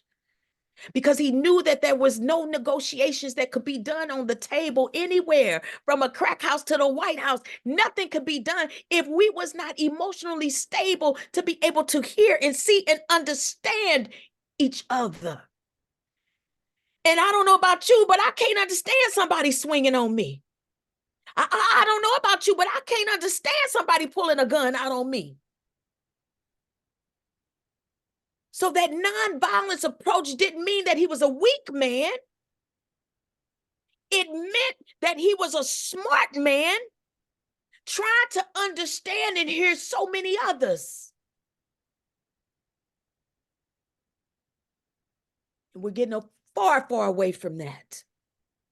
Every time I hear about a war that started, well, you know what that tells me? Oh, here's somebody that's trying to be powerful, using their position to try to overtake other folks just to show who they are. One man gets to make the decision that will wipe out a whole nation and kill so many others because of their thinking. Oh, I wish I was alive and could have been marching with Dr. King. Y'all, I'm only 5'1", and I'm telling you, my knees would have been up in my chest marching so big. You understand?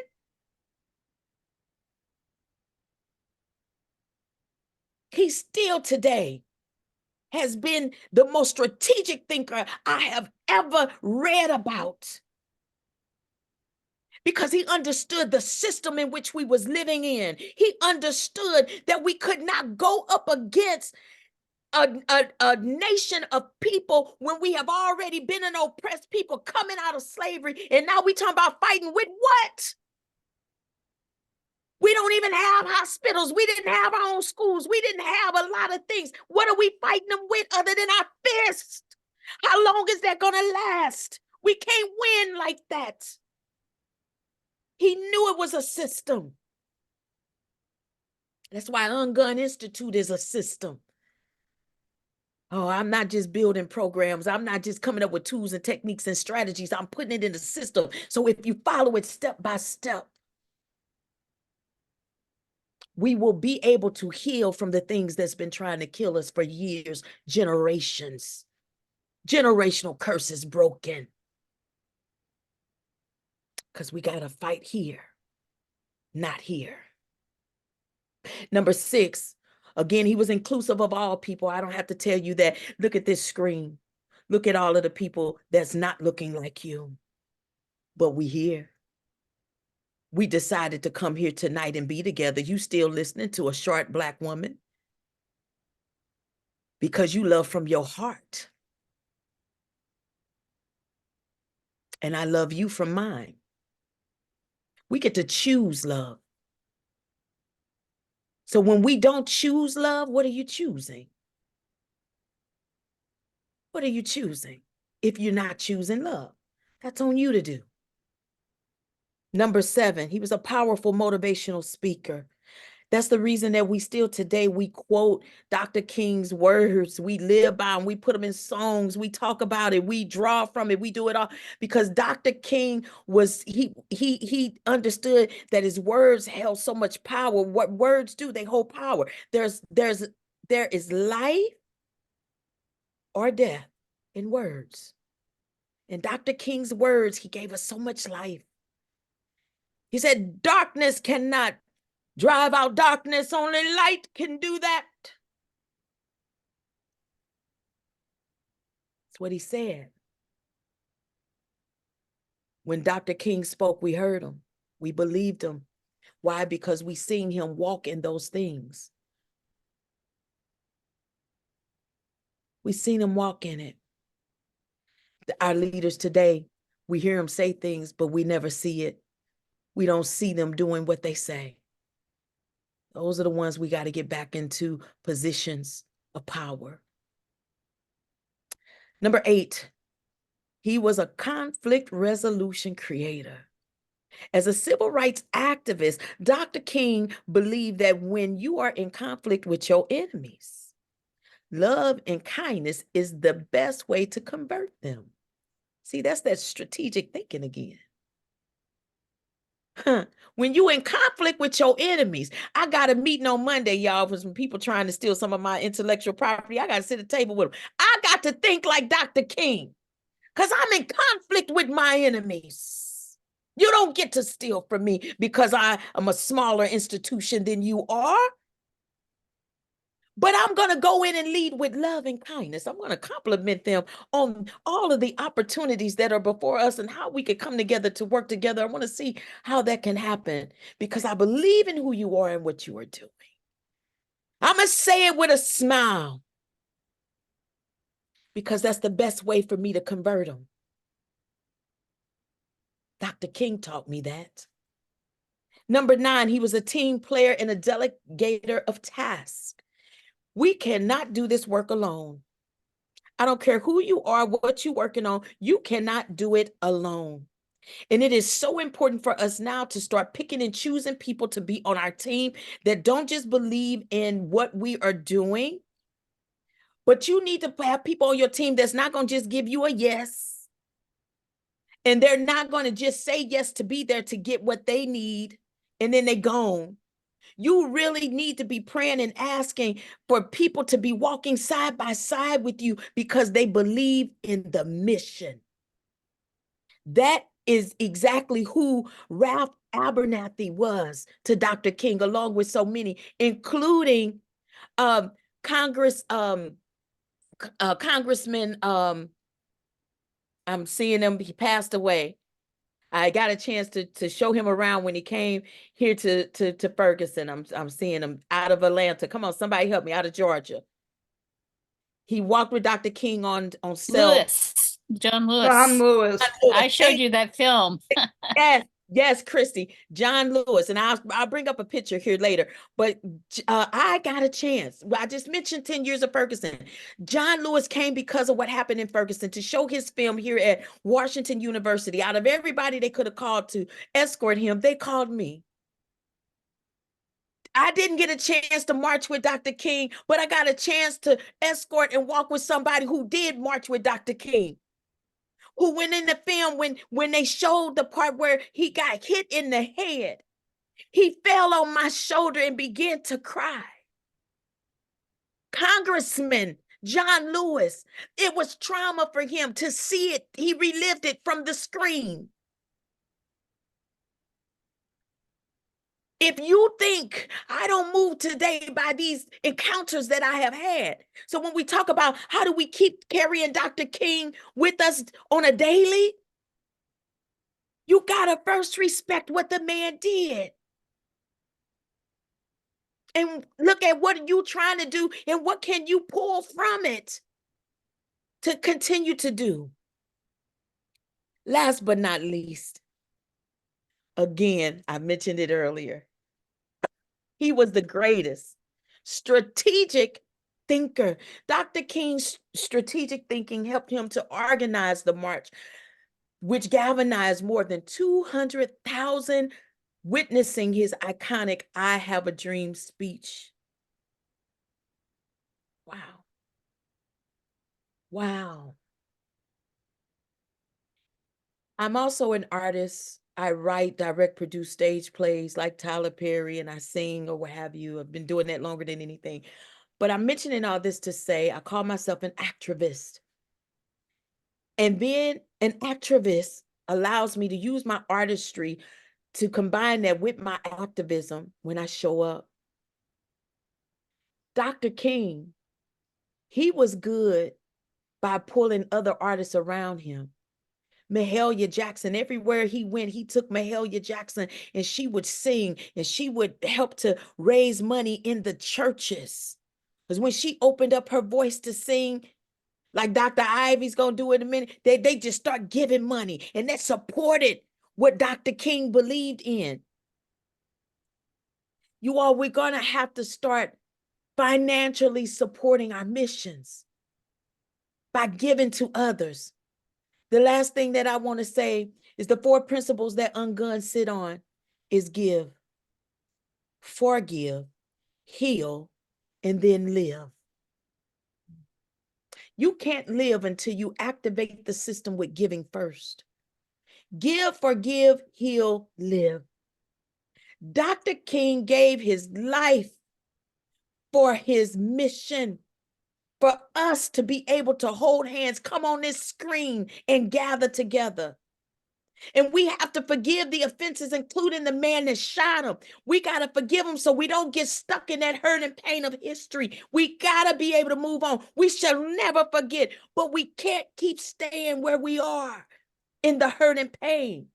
And once we begin to heal, we will heal others around us. And then we'll start activating and being able to tap into that thing of peace on earth. And when we tap into peace on earth, we then will be living our best life. Scott, thank you so much for having me here tonight. Dr. Marty, I mean, you just rocked. What an evening. I mean, it's like each person has just shared so brilliantly with so much passion and so much wisdom. I'm going to go to gallery view for a moment, and let's just all give Dr. Marty twinkles and love. There's a lot of beautiful comments that have come in with people having tears based on what you're saying, Dr. Marty. Wow. And your Ungun Institute website's down. Oh. Yeah. Well, I'm glad you told me. I sure did. I'm so busy doing the work, we forget these things. So let me check into that right away. I'm gonna go off screen for a You minute. get it back on before We will see what's going on here. You have to know that's not anything I handle, but I will be sending a message over to my IT team and see what's happening. But thank you for letting me know. But one thing I do want to do, since the chat is up, out of those 10 things that was named, everyone, could you please put the number one that matters to you? You don't have, please, if you could just name one of the 10 things, because I would just be interested to know, with those who are gathered here, the percentage of what we believe is one of the top one or two or three things that we are all looking for in a good leader. Because one thing I know, we all want to be safe. We all really want to live our best life. And we all want to be successful. Those are things, but if we don't start coming together on some of these core beliefs, we will continue to rob each other of those other higher things that we're looking for. So I would like to just see if where we are on this, and I'm gonna take a look at that chat. I'm gonna go on the screen and call my IT person. But again, thank you all for having me tonight. This show has been a blessing. Even if I didn't get a chance to speak, Scott, I was already blessed by everyone who's had an opportunity to speak and sing before me. You all have truly blessed my soul. Continue your work. Dr. Marty, thank you so much. I love you very much. Look forward to seeing you again soon. I was blessed to be with Dr. Marty in Sedona at the Evolutionary Leaders Network last year. And thank you, Dr. Laura, for putting into the chat box the 10 attributes so people can review that. So yeah, everybody go through and pop in which one stood out for you. I'm going to read some of the ones that have already come in. Deborah Robin wrote visionary. Shariff also wrote vision. I wrote strategic thinking. Amy wrote compassion. Dr. Laura put all 10 in. Thank you. Leslie, conflict resolution. Eleanor Joy, emotionally stable. Carol, justice. Grace Denise, empathy and strategy. Carol, inclusive of all people. Karen wrote compassion. Jerry Anderson, visionary, strong communication. Roger, integrity and grace and honesty. Iona, empathy. Susan, you can't do it alone. Susan Bloomquist, we have multiple Susans here. Love and kindness leading to success. And from Ian, choose love. So thank you very, very much for all, and everybody's still coming up. I can't keep up with all of them, but thank you again, Dr. Marty. And, we just have like one incredible person after another. We're going from Dr. Marty to another member of the Evolutionary Leaders Network. And this is our dear friend, Shadiah, also known as Dr. Mama Ivy. Again, one of our favorite people on the show. And Dr. Ivy, I'm so glad you're with us tonight. Thank you. Oh, thank you so much. And Dr. Marty and Dr. Shariff, you all are just setting it up for where I want to go. And I think that's because of our beloved Scott, and your brain of understanding of what the world needs and how you put it all together is just so amazing to me. And I'm so inspired, and I realize the time is short, but so I just wanted to share a few words, and then I have a meditation a sonic meditation video that I want to share. But what came to me, Scott, and it happened today, we buried our 109-year-old aunt who has seen 14 presidents. And it was so amazing. They crowned her and everything. And it just made me realize the power of emotional joy, even though there was sadness there. And I said, this is what I want to talk about, because in my work of bioenergetic work for mental and emotional wellness, or the power of emotional joy. And as I realized that this is what resolves hatred, violence, the unwillingness to love. And this is what's really moving me right now, is through the frequencies, the vibrational frequencies of emotional joy. There is literally a soul language of crystal frequencies that each and every cell in our body recognizes. And I believe that our ancestors understood that. This is why moaning and sharing and singing was so powerful for healing. And I wanted to take a few minutes and just talk about how Dr. King inspired this in me by his determination to inspire the reality of the definition of what humanity is. The ability to love, the ability to have compassion for one another, being creative and following our soul purpose. And my work in restorative justice in Washington, D.C. also helped me realize that we have to do that inner work for powerful outcomes. And that's a whole nother conversation, Scott, around what restorative justice is doing around the globe. And that is one thing that I do have a lot of passion for. We spent a lot of time, a lot of years teaching and training individuals on how to resolve harm, how to resolve trauma, how to make wrong right, how to repair harm that occurs, how to be more conscious of what it means to harm. And so many of us don't quite understand that.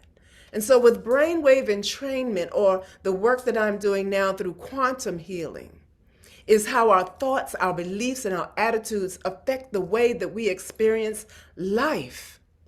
And this whole key around what sees, the eye or the brain, it's the brain that actually sees. So if we close our eyes like we have been doing and visualizing a wholeness, we literally can manifest that if this is what we believe.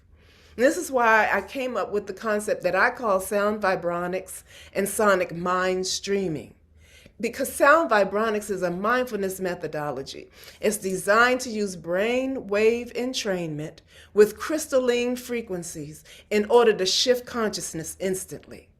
The power of sound, thought, and intention to manifest is what our superpower really is. Sonic mind streaming is really beginning to develop the ability to embrace the emotion of your intention as if it has happened already.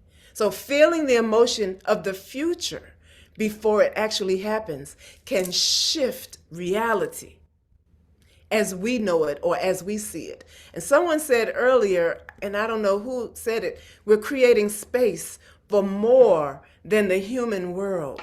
And I'm not going to go into a galactic conversation, but I will tell you that what I want to share today in this meditation are some frequencies that came to me through a galactic experience. To make a real long story short, I have lost or misplaced some crystal tubes that I used to play this harp that I'm going to share with you tonight. Couldn't find them anywhere. I went back home. It was 5 hours away, and my next door neighbor said that they had ended up on my front porch. And how they got there through teleportation or whatever, it became very clear to me that our intentional thoughts can shift quantum reality, because I called them back to me. And there's a backstory to this, but it is still blowing my mind, but I'm receiving this because we do have quantum powers that we do not understand or don't use. And this is why we keep repeating things over and over. So sonic mind streaming really addresses the nervous system. And our nervous system is composed of over 100 billion cells, and we know them as neurons. And sound vibronics, using sound frequencies, can literally create new neural pathways in the brain. And as a psychotherapist, I learned this because I saw so many people in pain, emotional pain, that I wanted to find another way to be able to access that spiritual part of who we are in order to shift and change what we see and know as reality. This Frequency of Love project that Scott has been so gracious to allow me to share on his show now for almost over 2 years. I think it's been out that long, but love is the answer. So Frequency of Love project is a vision of creating emotional joy spaces all over the world. This meditation that I'm going to share with you in just a few moments, I'm singing it, the beginning of it, in several African languages. But I also say what it is that I am saying. This quantum healing experience begins with the vibration of the crystal harp. And then we create that space for you to do your inner work for powerful outcomes. The whole idea is aligning each and every cell with universal awareness and using these sound frequencies. And so, Scott, if I can share, can I share? Absolutely. All right, let's see. Okay, and I have to share sound. And so I want to start with the crystal harp. This crystal harp, I think you can see it. Yes. Yeah, so three of these crystal chambers got away from me, and some kind of way it made its way to the fifth dimension and came back to me, and it has a very different sound, a very different resonance, and is designed for emotional and physical well-being and healing. And we're going to start with that and then go into the Frequency of Love meditation.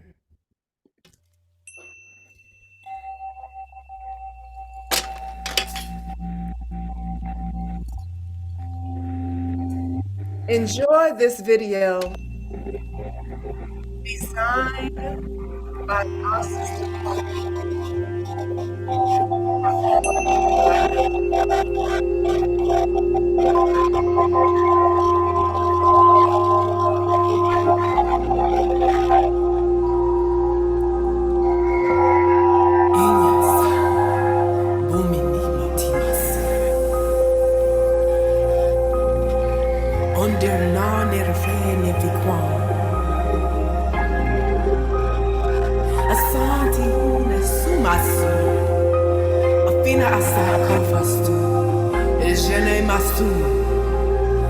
Obi Njire, Obi Franame, Sankofa Jineyasu, Asani Santi, Hima.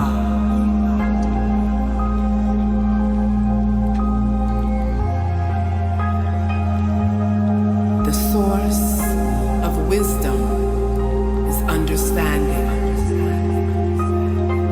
Love lights its own path. It never gets lost on its way home. You want to know about your heart and love. Look inside and look around your heart and embrace embrace it with love. Unyan sambunimu ni matimasi ondura nira nefekwan asanti ina sumasu apenas and kofastu Genasum bien chere Obifraname Sankofa Gene Asum Asanta Si Hima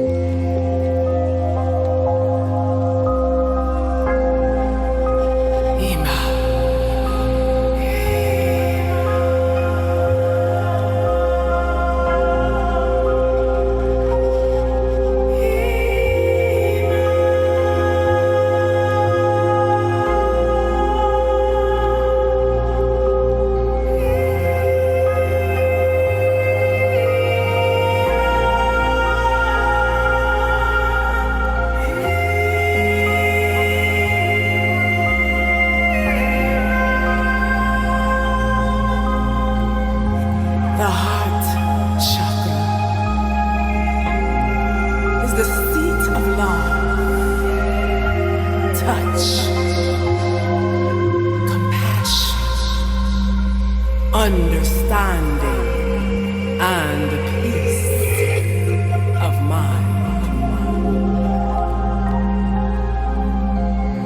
The heart chakra is located at the center of the chest, directly at the heart level.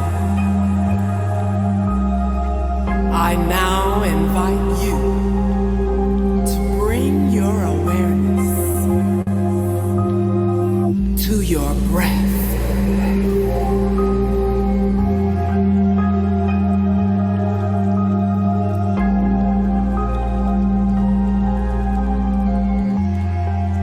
Deep breath in through the nose. Deep breath out through the mouth. Deep breath in.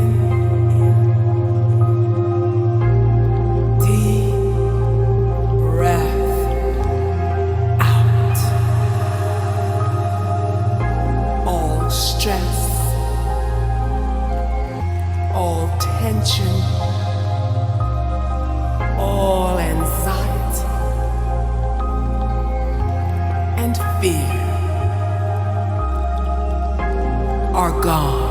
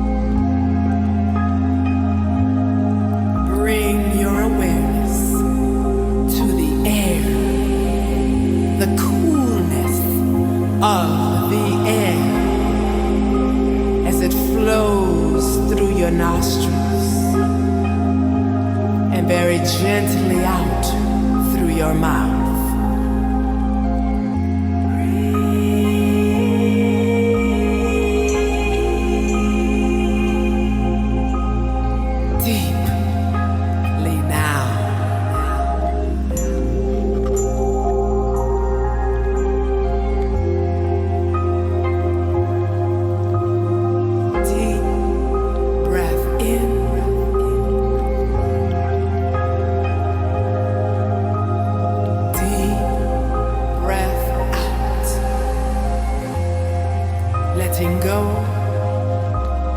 letting go, letting go, going deeper and deeper into relaxation, deeper and deeper into surrender. Let it go.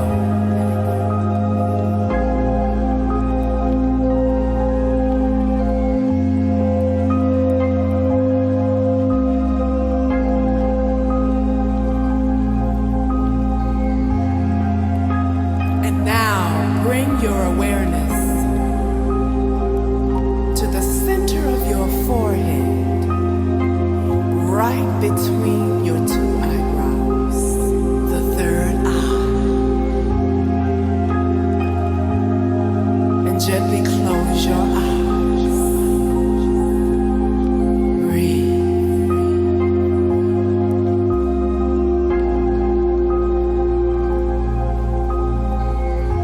Deeply now.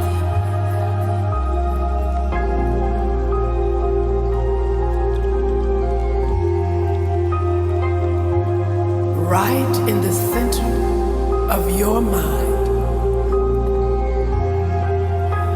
allow an image to appear there of bright white light.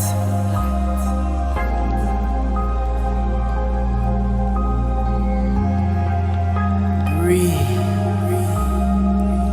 Allow your body to go even deeper into relaxation, letting go of your shoulders, your arms, the muscles in your neck, your chest,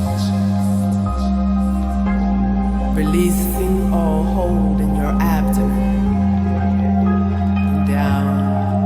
down even deeper into your hips, under your thighs, allowing that relaxation to flow into your knees, down, down, down into your calves,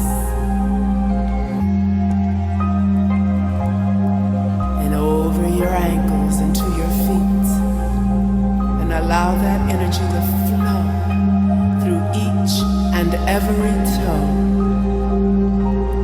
filled with light.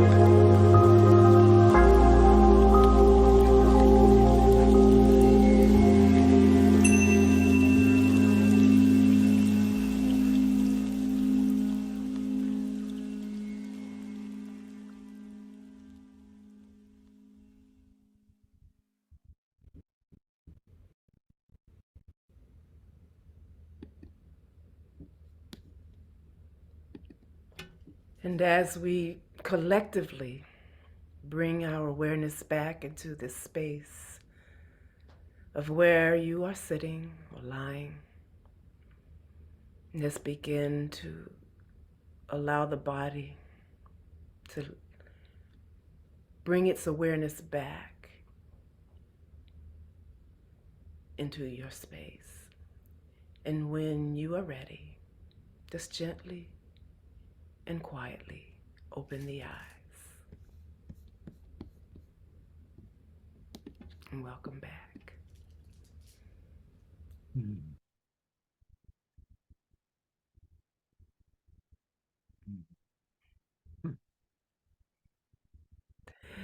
Frequency of love, that whole concept of intentional thoughts forms with sound frequency vibrations equals instant manifest. And just imagine that collective consciousness of the wholeness of humanity. If we could just get there, that is something that I am dedicated to. And I think Dr. Marty put it very clearly that when you have trauma, when you have depression, and you have these emotions that interfere with the flow, the energetic flow, it can easily turn to aggression. It can easily turn to violence. And the peace movement has got to find a way into the center of the brain, the heart and the brain. And this vibrational frequency that we just experienced is 432 hertz. And it is specifically designed to create calmness, relaxation, and wellness. And if we can begin to learn how to use and say those words that shift consciousness in a way that helps us to love, it starts with loving ourselves. So vibrational frequencies of emotional joy is what I'm running after.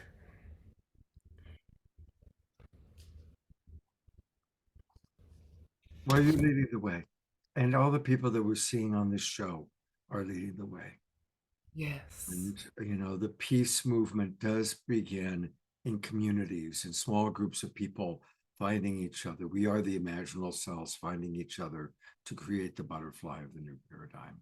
And Yes. you are a wonderful, wonderful voice for that. Dr. Mama Ivy Shadiah, love it. Thank you so much. And I want to encourage everybody to go to her website. It's drivysoundspa.com. Dr. Dr. Ivy, I-V-Y, soundspa.com. And what would you like for me to show people on this amazing website of yours? Well, if you scroll down just a little bit there, you can see where you can purchase the music right there on shadiahbandcamp.com. You can receive, it's $11.11, and you can download these frequencies right onto your phone or anywhere. And then coming soon, Ian Levanzant has invited me to conduct a sound spa on her new streaming television channel. And so that's coming I'm It's probably going to be in the spring, sometime in March or April. That is coming along. And then I'm starting to do one-on-one private quantum healing sessions with sound. And I'm encouraging people to do this because it helps to align the chakras, but it also helps us to manifest whatever it is that is on our heart, and including health and wellness. But it's like aligning ourselves so that we can be in direct connection with the divine. It seems that when we are in that space, we can live our soul purpose, and things just seem to happen.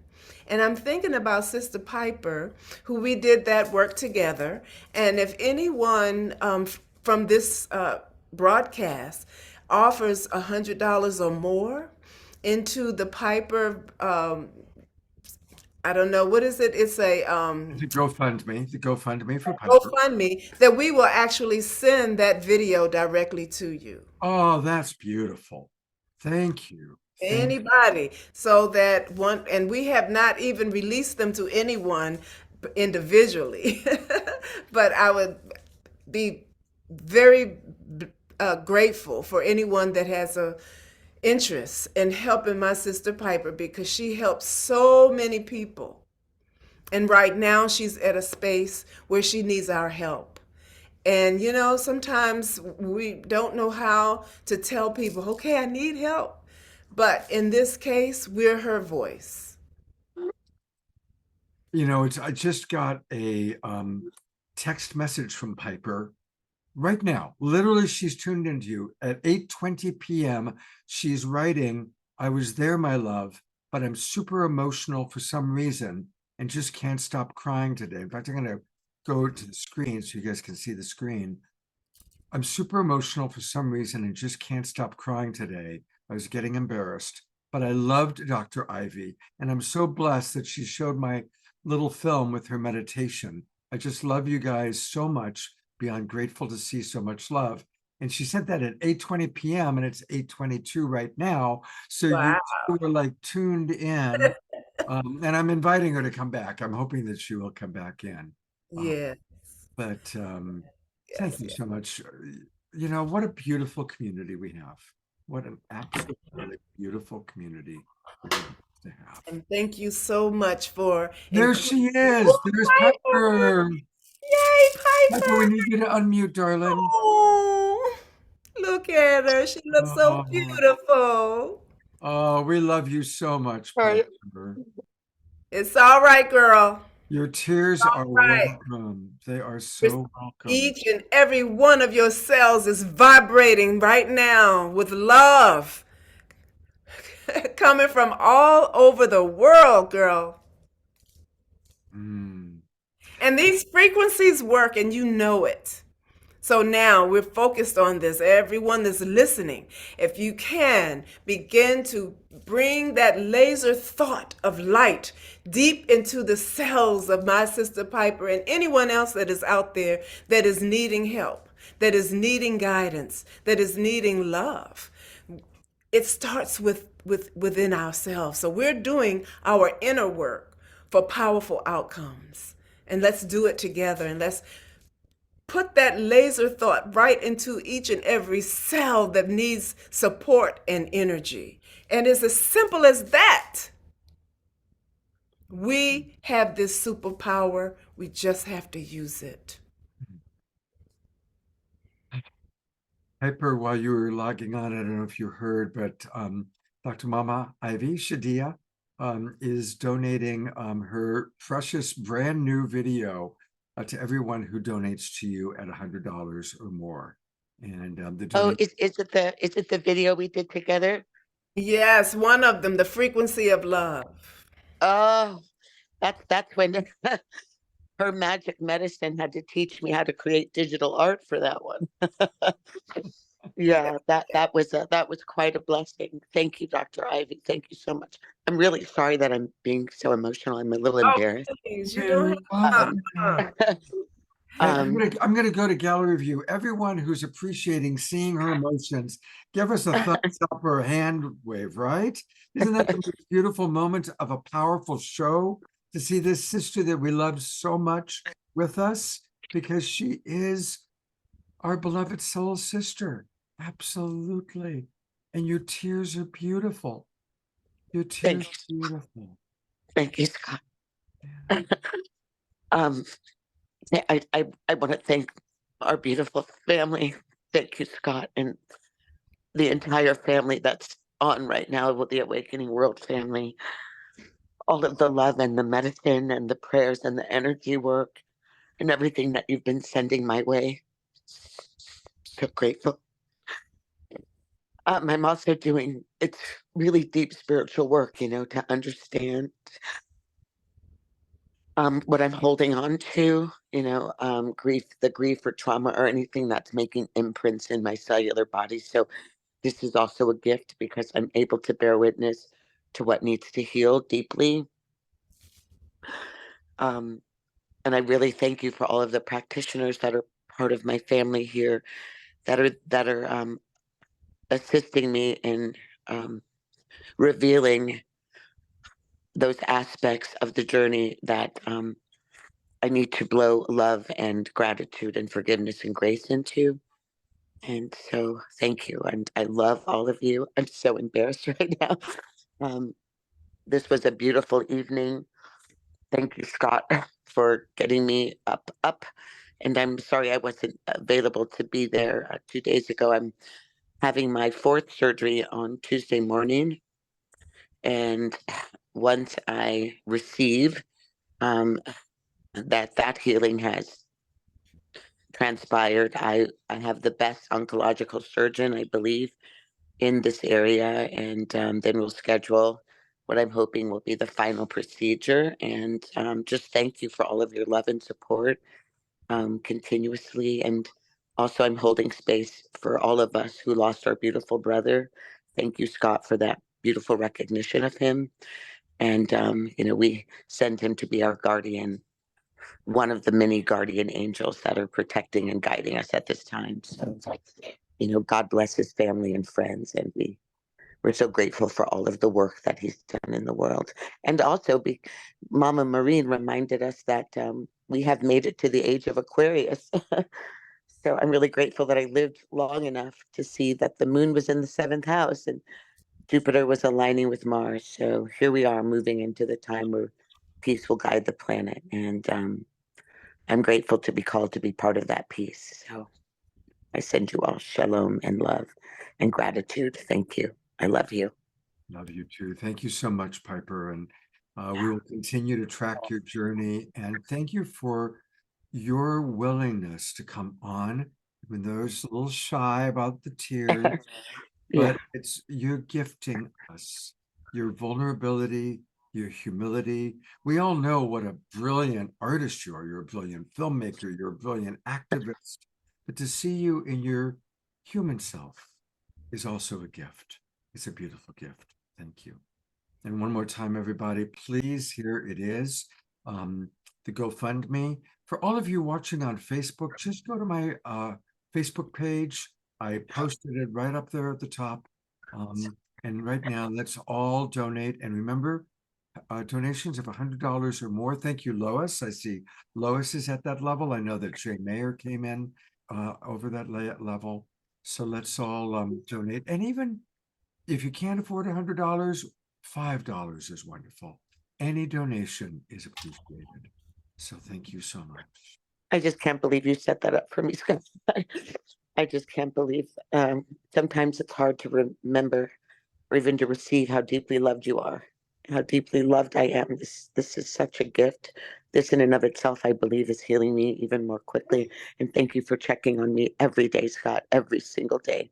You have checked on me and you've awakened me with beautiful blessings of friendship. And God bless you. I thank you for that. Thank you so much. We'll check in again. And what an amazing transition opportunity, because now we are going to transition our show into a tribute to this beautiful man, Dr. Sri Ram Ka. I'm going to stop the recording for a moment, actually, and start again, because I want to make this a